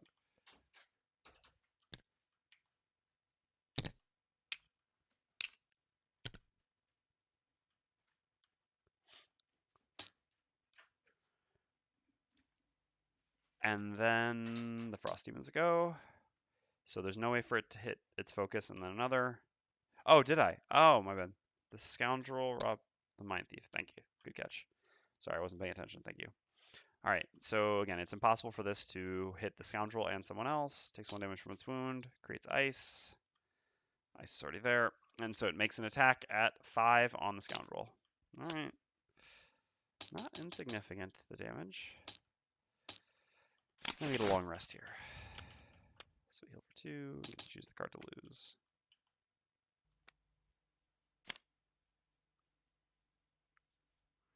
Want all our movement, kind of want our heals. The boss is immune to poison, right? There's just that enemy left who's going to die. Yes, the boss is immune to poison. Alright, well, that's a pretty easy card to get rid of. Although I guess there's also the multi-target attack. Well, but this is still just strictly better than that. I guess that is better initiative, but we should be fine on initiative.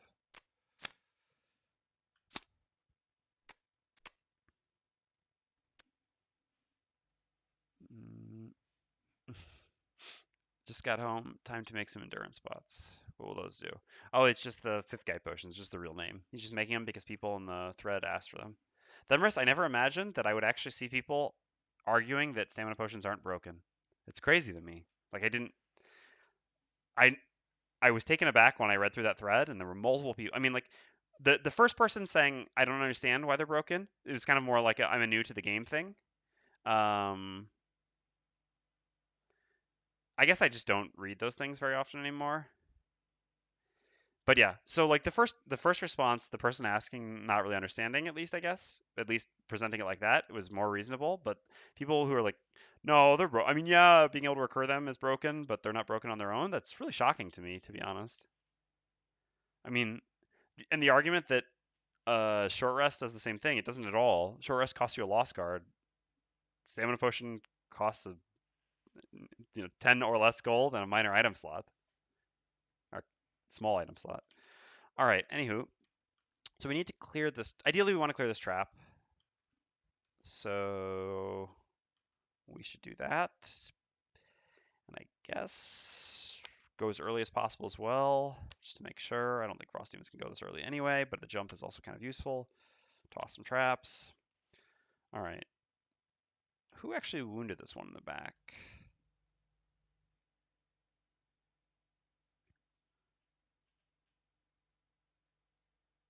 Ah, it was actually this Scoundrel who wounded this one in the back. Yeah.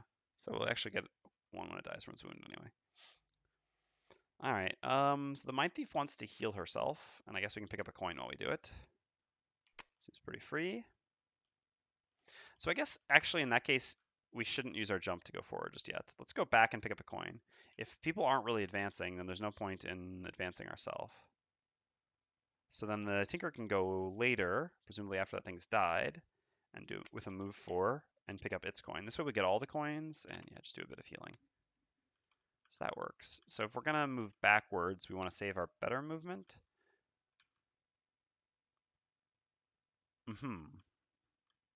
Uh-huh.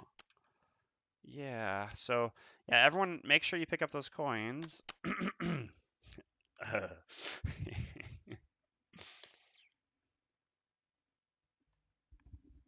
um, so we just need to keep the move 4 jump because I think that's better here than, yeah, it is than a move 5. But the top doesn't really matter, so I guess we'll just throw away this. I don't care about being able to cycle for experience or anything like that. All right, this works.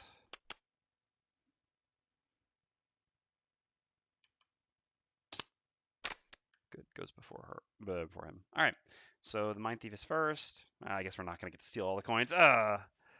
Wondering if I should make strategic sun navies about stamina pots, but what is the point? I think people who are convinced, yeah, I guess people who are convinced that they're not broken are gonna stick with they're not broken. I guess. I mean, like I said, I'm baffled that anyone thinks that they're not broken because they're so very clearly broken. But I think maybe some people just have difficulty accepting broken things in the game is the best way of putting it. Like accepting balance mistakes in the game. I think there are some people. I guess I've seen this kind of in other fan bases as well. That like I don't know, you call it maybe apologists or something like this. People who are fans of something, and so because of that, they have difficulty maybe critically assessing some things and seeing that. I mean, just because you like something doesn't mean that everything has to be perfect. That could be that. And I guess it's maybe a little bit of that and a little bit of just people who are newer to the game and don't have that much experience yet. Because in that case, I mean, when I was new to the game, I didn't realize stamina potions were broken either. I was like, yeah, this is a really nice item. I like this. And it wasn't until I eventually realized, like, oh, so I can just keep doing the same thing over and over again? Okay. That I kind of realized they're broken. They called in cheer pressure on Hello Internet. Hmm? Sorry, I understood almost nothing from that sentence. It's probably some things that I should know and don't. They called it cheer. What is Hello Internet? Is that like a podcast or something? I guess we're also strengthened. And not doing anything with the top. Okay, then next up is the Scoundrel. We're going to gain 2 experience. We're going to take this trap here and we're going to toss it at him. This just clears the path for the Tinkerer. Oops. The podcast? Okay. Cheer pressure. That's interesting. All right. And then we're going to use the bottom of Burning Oil, gaining 1 experience, all the experience. And we're going to do a loot 2, which unfortunately, because the Mindthief robbed us, means we only get this one. Yeah, maybe I have to check it out. I'm not much of a podcast person. Since I mean, I think podcasts are more for people who drive to work. And since driving to work isn't really common here, not really a need for podcasts. I've tried listening to podcasts while at the gym before, but I find it too. Yeah, no, exactly. I mean, like, I think anyone who drives to work, I think podcasts are very reasonable. It's just like people used to listen to like the morning radio, right? The podcast just replaced that, so it makes perfect sense. But yeah, I mean, here it's all walking and metro. Um, and I've tried listening to podcasts at the gym before, but I find it too distracting. I really prefer having music. Listen to podcasts while public transport. See, I actually read. I love reading so much. I mean, as an English major, it makes sense. And the public transport, at least in Paris and in Lyon, isn't so crowded that there's usually enough space that I can, wrap my arm around a pole and read a book, which I love. So I take the opportunity to do that. But that's fair. I mean, I guess that is a good opportunity to listen to podcasts as well. Yeah, is also walking, etc. I can't read while I walk. That's just because you're not trying hard enough, Themerus. Um, yeah, there's very little walking for me, so it's not really an issue. Yeah, audiobooks in transit make sense. I've tried some audiobooks. For example, I'm a really big fan of Wheel of Time. I mean, well, we've gone over this before. I wasn't a big fan of the audiobooks though. They've grown on me. I guess they're fine, but I've had audiobooks be more difficult for me. Pronunciation, stuff like that.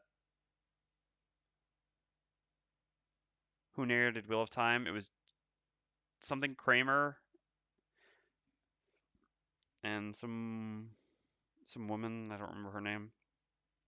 It's been a little while since I listened to them. I mean, I have them. Yeah, I guess it depends on the reader. I don't know. I mean, I can understand people who like Wheel of Time. I mean, audiobooks and who've enjoyed the Wheel of Time audiobooks. I mean, in general, the fan base is really approving of them. So maybe it's just something about the way they narrate that it just doesn't really do it for me. I don't know. It's difficult to say. I guess I'm very particular. I also don't like um, Kindle type book things either. I like reading physical books, and I know that's also strange. And so yeah, I mean, I don't know. I have my quirks. I can be accepting of that, I suppose. All right, this Frosty Man goes and takes 1 damage. And I don't think there's anything wrong with people liking audiobooks. I think it's great, the concept of audiobooks, as well as the Kindle type stuff for reading. I think all these are great, but I guess I'm just old fashioned in terms of my reading content. I guess this should have moved here. Yes. I see Michael Kramer and Kate Reading, yes, since they narrate together on a lot of fantasy books. Kate Reading took me a while to get used to, but I quite like Michael Kramer. I don't know. I guess it was just the pronunciation of some things, and I don't know. It's been so long I can't remember. I had more precise complaints before, but it's been too long since I've listened to those audiobooks that I can't actually say them. I'm just gonna dump this summon now. It's just wasting my time to have to worry about moving it every time. So I'm just gonna ditch that, putting it over here. All right. So Frost Demon's eliminated. We got a heal for 1 on the Scoundrel because we were the one who wounded that one. And then the Tinkerer goes. So who do we want to heal for 4? So we're missing 6 over there, missing none here, and missing even more over there. I guess the Scoundrel is actually the most important one to heal to, since she's the one who's going to do everything for us. So we'll do a heal 4 on the Scoundrel, although she also has healing potion, but I think this is reasonable. So heal 4 on her, and then 1, 2, 3, 4 onto the coin.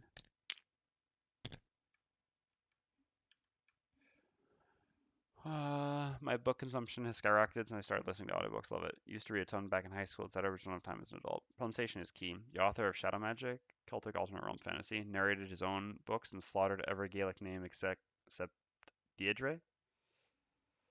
Audiobooks during commutes are the greatest thing ever. See that this is an example of I I find this is one of the reasons I couldn't get into audiobooks during commutes is because, well, it depends. Whether if it's in public transportation, I think this can work for me. But for example, while driving, because while we were back in the U.S. for a year and a half, I tried doing it a little bit. But driving is a bit too much of an active experience for me. I mean, I need to pay attention to the road and things like this, and so I can't focus as much as I would like on the story. I find I notice that I miss words and things like that. And again, I'm not sure if it's an English major or as as just an avid reader, I really like to focus on all the words that I read. Yeah, I suppose with practice it could come. I'm still just afraid that, I mean, I think the practice is probably what what that means is more you just get used to it and you still probably miss words and don't realize rather than you actually pay attention to everything.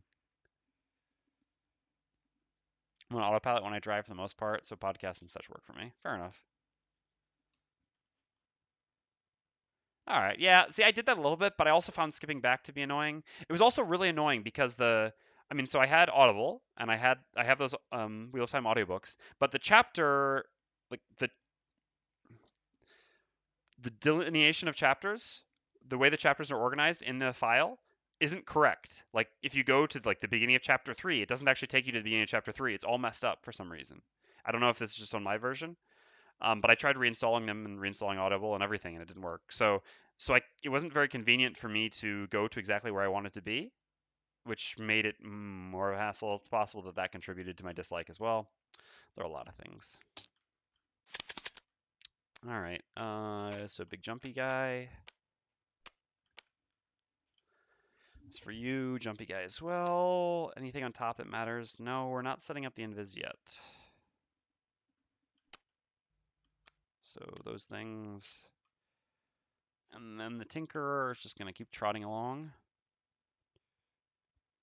Trapping in the way is a bit annoying, but there's nothing we can really do about that. We do not have jump. We do have our boots. We can consider using those at some point, but it's not really urgent. Gonna heal ourselves for sure while moving and play, I guess, the worst of the move fours. The one we're more likely to just want to use for move 4. All right, so first up is the Mindthief. We're gonna do move 4 jump. We create dark. I don't think that's gonna matter here though. Okay, then the Scoundrel goes. Do we want No, we don't have ham there. We do have ham on the Scoundrel, but there's no point in using it. So we're going to do move 4 jump on the Scoundrel as well. 4 like so. And then on the Tinkerer, we're going to do move 4 with Crankbow. 1, 2, 3, 4. And we're going to do a heal 3 self.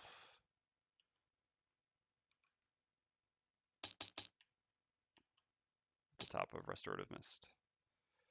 Okay. I'm just going to move next to the door.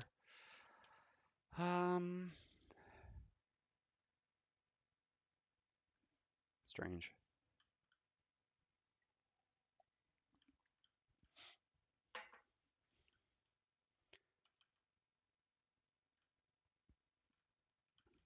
guess we'll just take a long rest for the Mindthief. We're just waiting while the Tinker catches up anyway. We're not really in any hurry.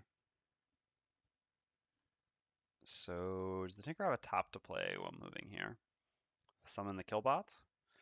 Don't think yet. Having bottom attack is also going to be valuable against the boss. I find it difficult to give an offensive class filler actions. You mean just like move actions, or what do you mean by filler actions? Like bad actions? How close is this party to retirement? Pretty close. If we'd gotten the Night Demon kill with the Tinker at the beginning of the scenario, which we unfortunately failed, well, which was stolen repeatedly by the Mindthief, we would be one demon away here, and then we're just one living spirit, bones, or corpse kill with the Skullbane Axe away here, in which case the Scoundrel gets both. So probably, well, Screaming schedule for next week is going to be short, but within, I would say, the next 2 or 3 sessions. Top actions that do not attack for an offensive class. Yeah, that can be interesting. I mean, a move top action is pretty normal. I would say Themris would agree with that. To have some sort of a move on top. And then if you're going to do more than that, you just have to have some sort of another theme. Yeah, loot is another option. To back everything right. The fuck. Yeah, good call, Themris. All right. So like I said, I guess we're just doing another move 4, right? I mean, we're losing our stun, but our stun wound isn't that good against the boss anyway. And we don't really have a top action we want to play, so we could ham 2 things back, but I don't think that's necessary. Just throw away something we don't really care about. Sure, let's go. All right. Oops. There we go.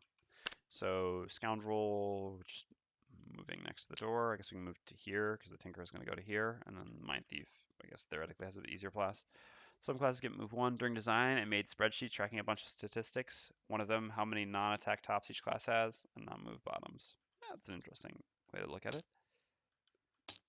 All right. Tinker goes, does a move 4. 1, 2, 3, 4. One of the very rare times we ever use the other half of Stun Shot. And then the Mindthief long rests. Do we want to get the Mind's weakness back? So yeah, I guess we're going to have a setup turn here, so we can bring back the Mind's weakness.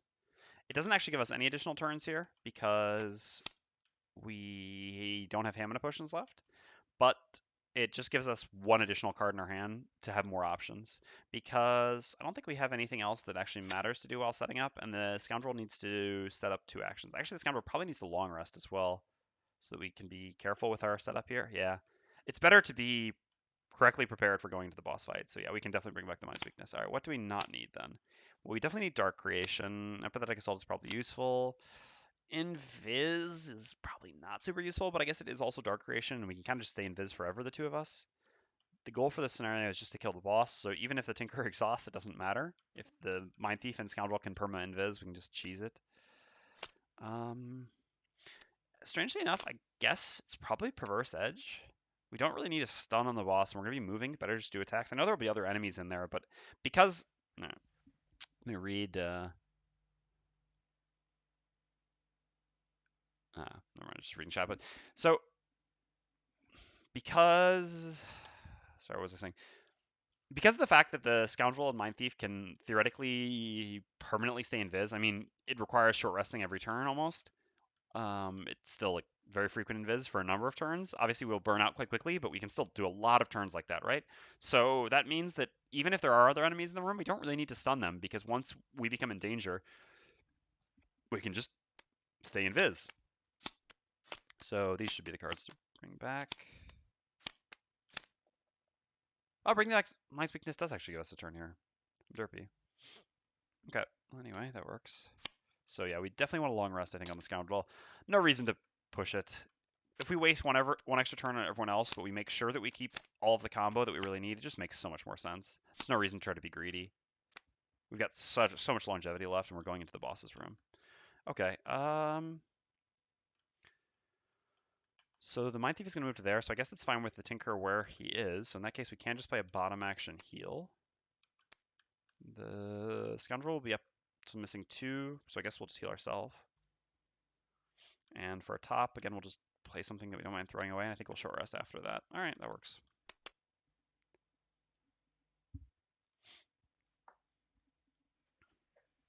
Okay. So the Mindthief, what are we doing here? We don't need dark for next turn. We need dark the following turn. So we don't want to create dark now. We want to set up the mind's weakness. We'd like to keep our late initiative for after. A bunch of attacks is also good. I guess the stun attack just doesn't matter. Although it's also just an attack 6. This is 2 attack 3s because he's immune to poison. I guess 2 attack 3s is technically better. What are we even looking at for all of our top actions though?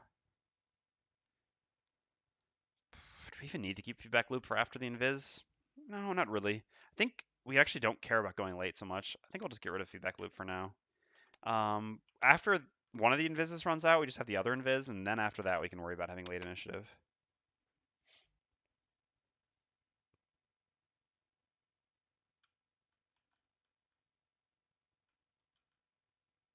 Earring in its hand. No, isn't this... Didn't we establish that we put the... I mean, I'm not the one who cares about where items go, Thermos, but, his hands are up at the top. That's where his weapons are held. And then down here it's small items. Isn't that how it's supposed to be? How else would we do it? I said that. Oh, so I said you prefer sides for the weapons? And so what? Then you put small items at the bottom and top? You'd separate small items? You sick individual. All right, let's do this turn. Small items in the corners. Oh, no. No. It's grotesque.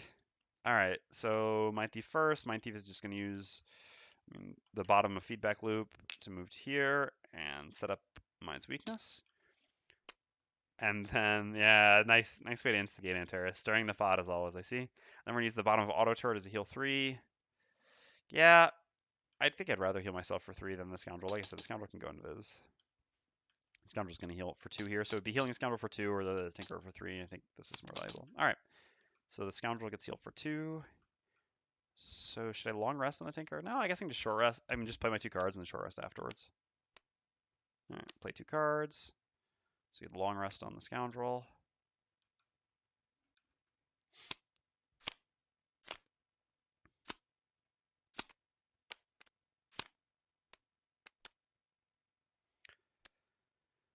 All right, so we need to get rid of a card. So wound is interesting because the boss is not immune to wound. No matter what, we need to keep this separate. I guess actually the answer is just to get rid of this late initiative, but that's okay. The boss isn't immune to wound, so this can also work for late initiative. All right, anyway, time for the setup. So we're going to play the top of Smoke Bomb, which will make us invisible until the end of our next turn. And our next attack while invisible will double the value of the attack. And then on the bottom of Spring the Tap, on your next attack, target an enemy adjacent to none of its allies and also adjacent to any of your allies, double the value of the attack.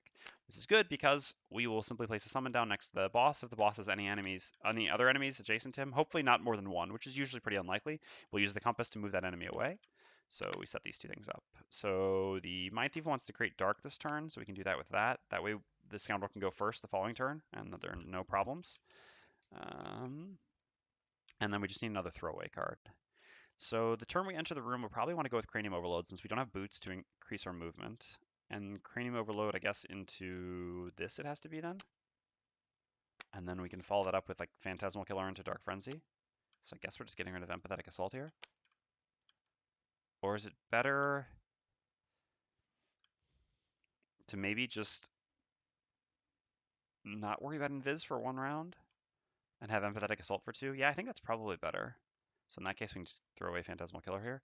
But if we're throwing away Phantasmal Killer, we can actually just use that for Dark, in which case, because this is actually a better attack, or top, so then we can actually go like this. So this gives us our 2 best top attacks, because this is a 6 and this is a 6. Whereas everything else is just 5. So that actually makes sense. I guess we can do it in this order then, doesn't really matter. All right, let's go. So, Mindthief first. Just gonna sit around and play Phantasmal Killer, creating Dark, and do nothing else with Dark Frenzy.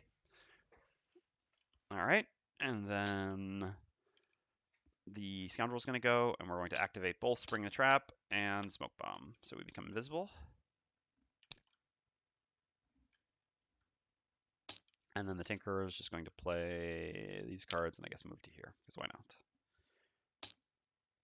All right, so we'll do short rest with the Tinkerer.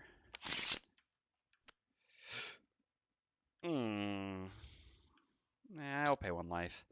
Even if it's not good against the boss, technically it does wound the boss, which can be valuable. But if there are other enemies in the room, it's going to be the Tinkerer's job, so let's just get rid of that. All right. Well, that's actually probably worse, because that would be much better against the boss than Slingshot would be. But I wasn't really counting on losing that either. I think that was probably the actual worst card to lose, because it's just our highest value attack, even if it's on bottom. Oh well. Crankbow would also be kind of bad. Eh. I'm over it. All right. Well, it's time to go. So, yeah, I think I'd rather do this the turn with this, because advantage with the 2 attacks just seems more valuable. Well, I guess it's not really necessarily true, but yeah, still. More flips makes it seem like advantages is better, but I'm not sure if that's actually true. Anywho, doesn't matter. So we created Dark last turn. Yes, we did. So time to stick to the shadows. Go as early as possible and bust into this room. Well, we're busting in early too. All right. And then the Scoundrel, or the Mindthief. The Tinkerer. I mean, I guess we might as well just try popping off from the boss to begin with, and we can worry about stunning other things afterwards. Oh man, that's a disaster actually that we lost that. And we lost this as well, because we actually have the Ring of Haste to play a bottom as an attack, but we don't have any left. Mistakes have been made. Oh well, we can play like the bottom to do Volatile Concoction to give Stick to the Shadows back and use a potion to create Dark again to get more attacks. I don't know. Let's see. What does a Stamina Potion look like in terms of hue? Have them up here. Oh, I guess I've got majors here.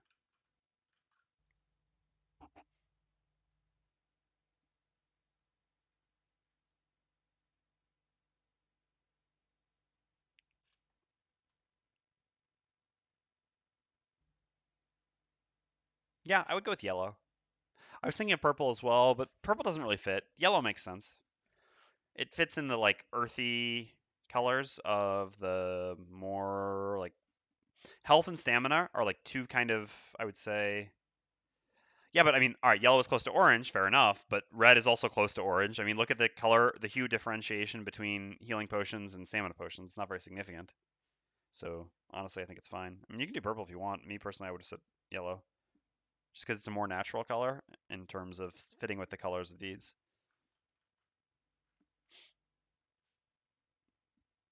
All right. So that, and like I said, we're just gonna start by popping off on the boss. We're just gonna try to one turn the boss, basically. All right, let's go. So here it is. It's time. We do a move 4, jump, gain advantage on all your attacks this round. A 1. All right. So we get some stuff to read. Just this boss special. After the Wing Horror attacks, all eggs currently on the map are destroyed, and each one spawns a Night Demon in the hex it occupied. While after the Wing Horror performs the actions listed on its stat card, it summons a number of eggs equal to the number of characters. Each egg, represented by a numbered token, has 2 plus L divided by 2 hit points, rounded up. They have initiative 99 for the purpose of summon focusing. Okie doke. Ooh, 1 elite, 1 regular Savas in the back. Do the elite have anything super scary? No, not super scary. We just have to kill the boss, so we don't care about them at all? Okay.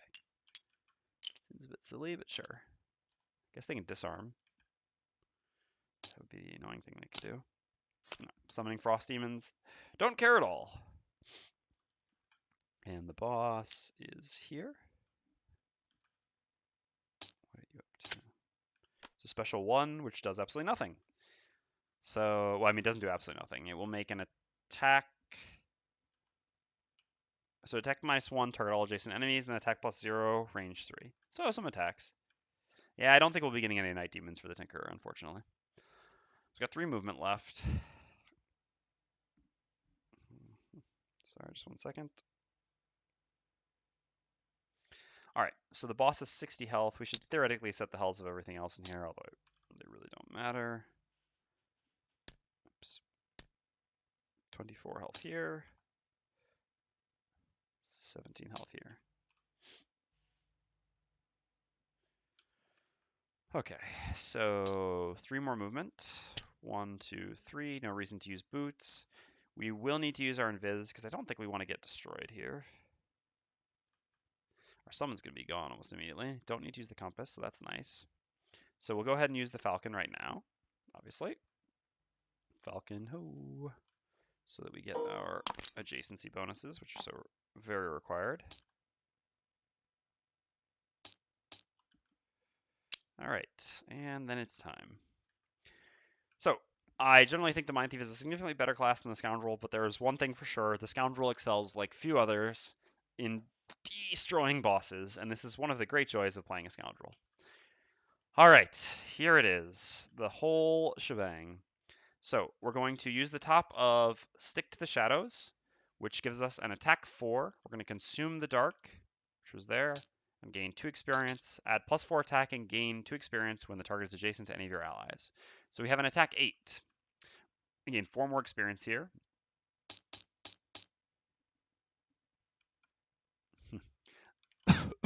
So on your next attack while invisible, double the value of the attack. We're invisible until the end of our turn, so we double the value of our attack. We actually didn't need to create Dark because the Mindthief, the Mindthief didn't need to create Dark, but it's fine. I mean, it was free either way. The great joy of playing the Scoundrel is looting. That's fair as well. So we're invisible right now, so our attack is doubled. On your next attack, targeting an enemy adjacent to none of its allies and also adjacent to any of your allies, double the value of the attack. The enemy is currently adjacent to one of our allies, the summon, and none of its allies, therefore the attack is doubled.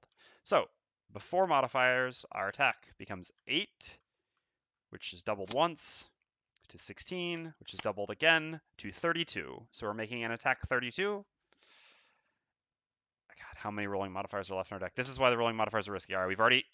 Thank God, there's only a single rolling modifier left in our deck right now. There's only one rolling one. All right. So we have an attack 32 with advantage. Oh! Feels good.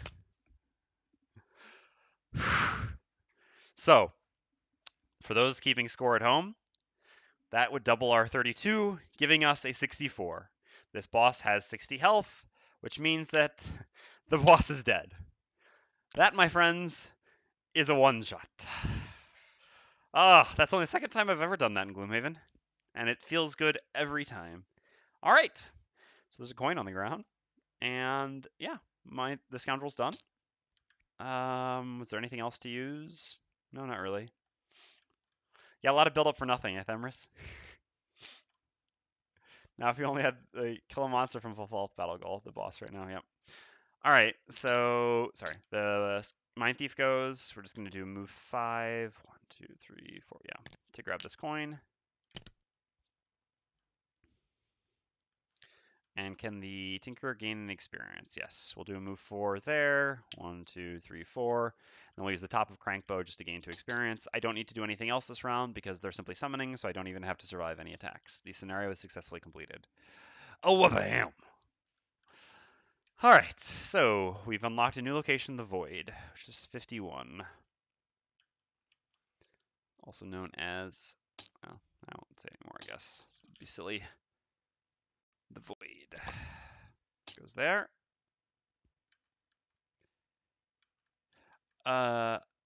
So I set up the Dark with the Mindthief just because I forgot. To be honest, I have so little experience using Smoke Bomb that I honestly forget that the Dark is there. I set it up anyway. I mean, the Mindthief had nothing to do, and it just played cards that the Mindthief didn't care about, so it didn't really change anything. But yeah, we did it for fun, just so that the Mindthief could feel like she helped out, you know? It's like a team effort. So it wasn't entirely the Scoundrel. All right, and then we need to check off the one we just did, and we need to gain End of Corruption achievement.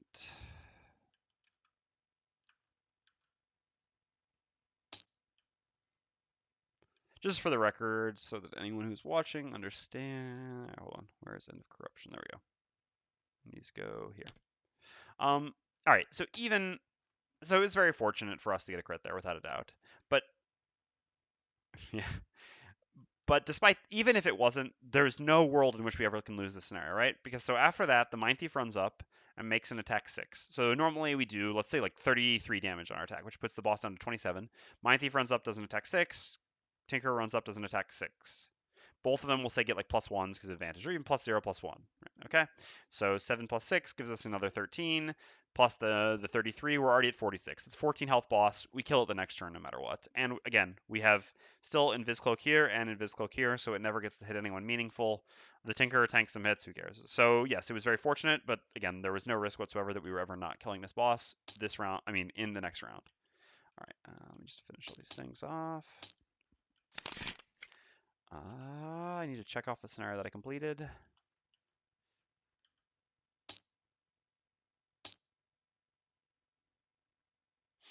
All right, and so that will be it for tonight. Yeah, it sucks that the Tinker didn't get one of those Night Demons. I mean, we're still going to do post-scenario stuff, so everyone can hang out for that, but after that, we will be done.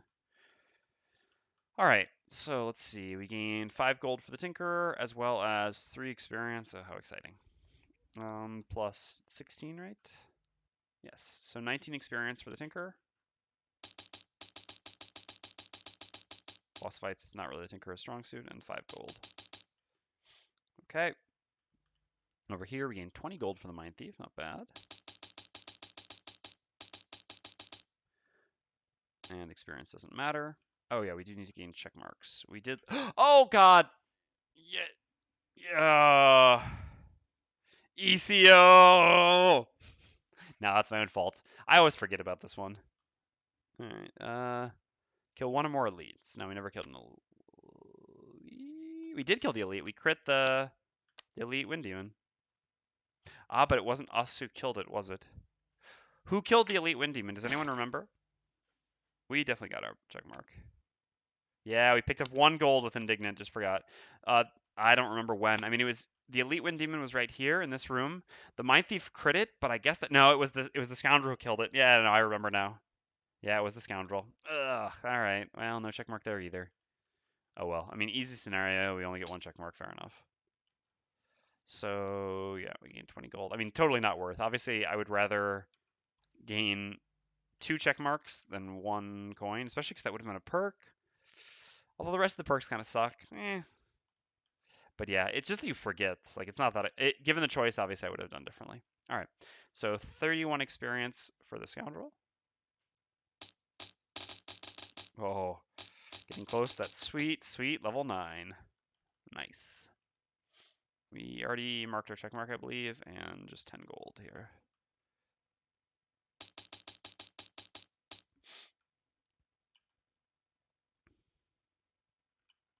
All right. Is there anything else we should be buying for the Scoundrel? No, like I said, we're full. We can get 1 more small item when we gain a level. We can hold off on that.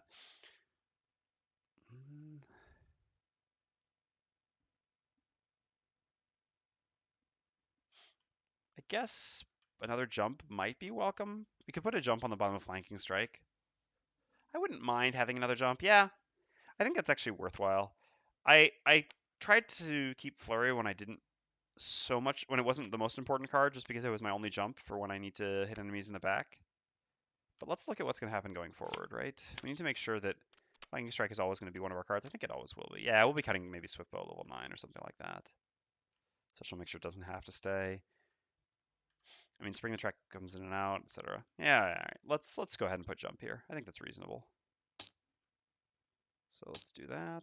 Get me a little bigger. There's another 50 gold enhancement. I think that's pretty reasonable. Now we have 2 sources of jump. One on move 5, one on move 4. Just makes it a bit more flexible. Doesn't cost much, and we won't be playing with this party that much longer. And to be honest, it's not very likely that I'll reroll a Scoundrel at some point. So even though I'll play many classes twice, like there's a decent chance we might play the Mindthief again, probably not the Tinker. There's pretty much no world in which I'm going to play another Scoundrel. I don't think the Scoundrel holds up that well across multiple plays. I mean, just yeah, theoretically there's a second build, and who knows, maybe I'll try that other build at some point, but I don't find it to be a very effective build. I think it's very difficult to play depending on the scenarios, and so yeah, like I enjoy playing the Scoundrel once for sure, but it's a class that usually 1 time is enough for me. Yeah, I agree. I think saying the Scoundrel is fun once is fair. So therefore, I'd rather just do enhancements that are good now rather than worrying about the best long-term enhancement. Okay, so is there anything else to do? No, I don't think so. All our golds and everything is fine, so that'll be it. I'll cut the recording here and I'll chat for just another second. Thank you to everyone who watched on the recording. And then I'll explain to the stream for those people who watched here, because that isn't relevant for the recording. All right, recording people, take care. Or VOD people, take care.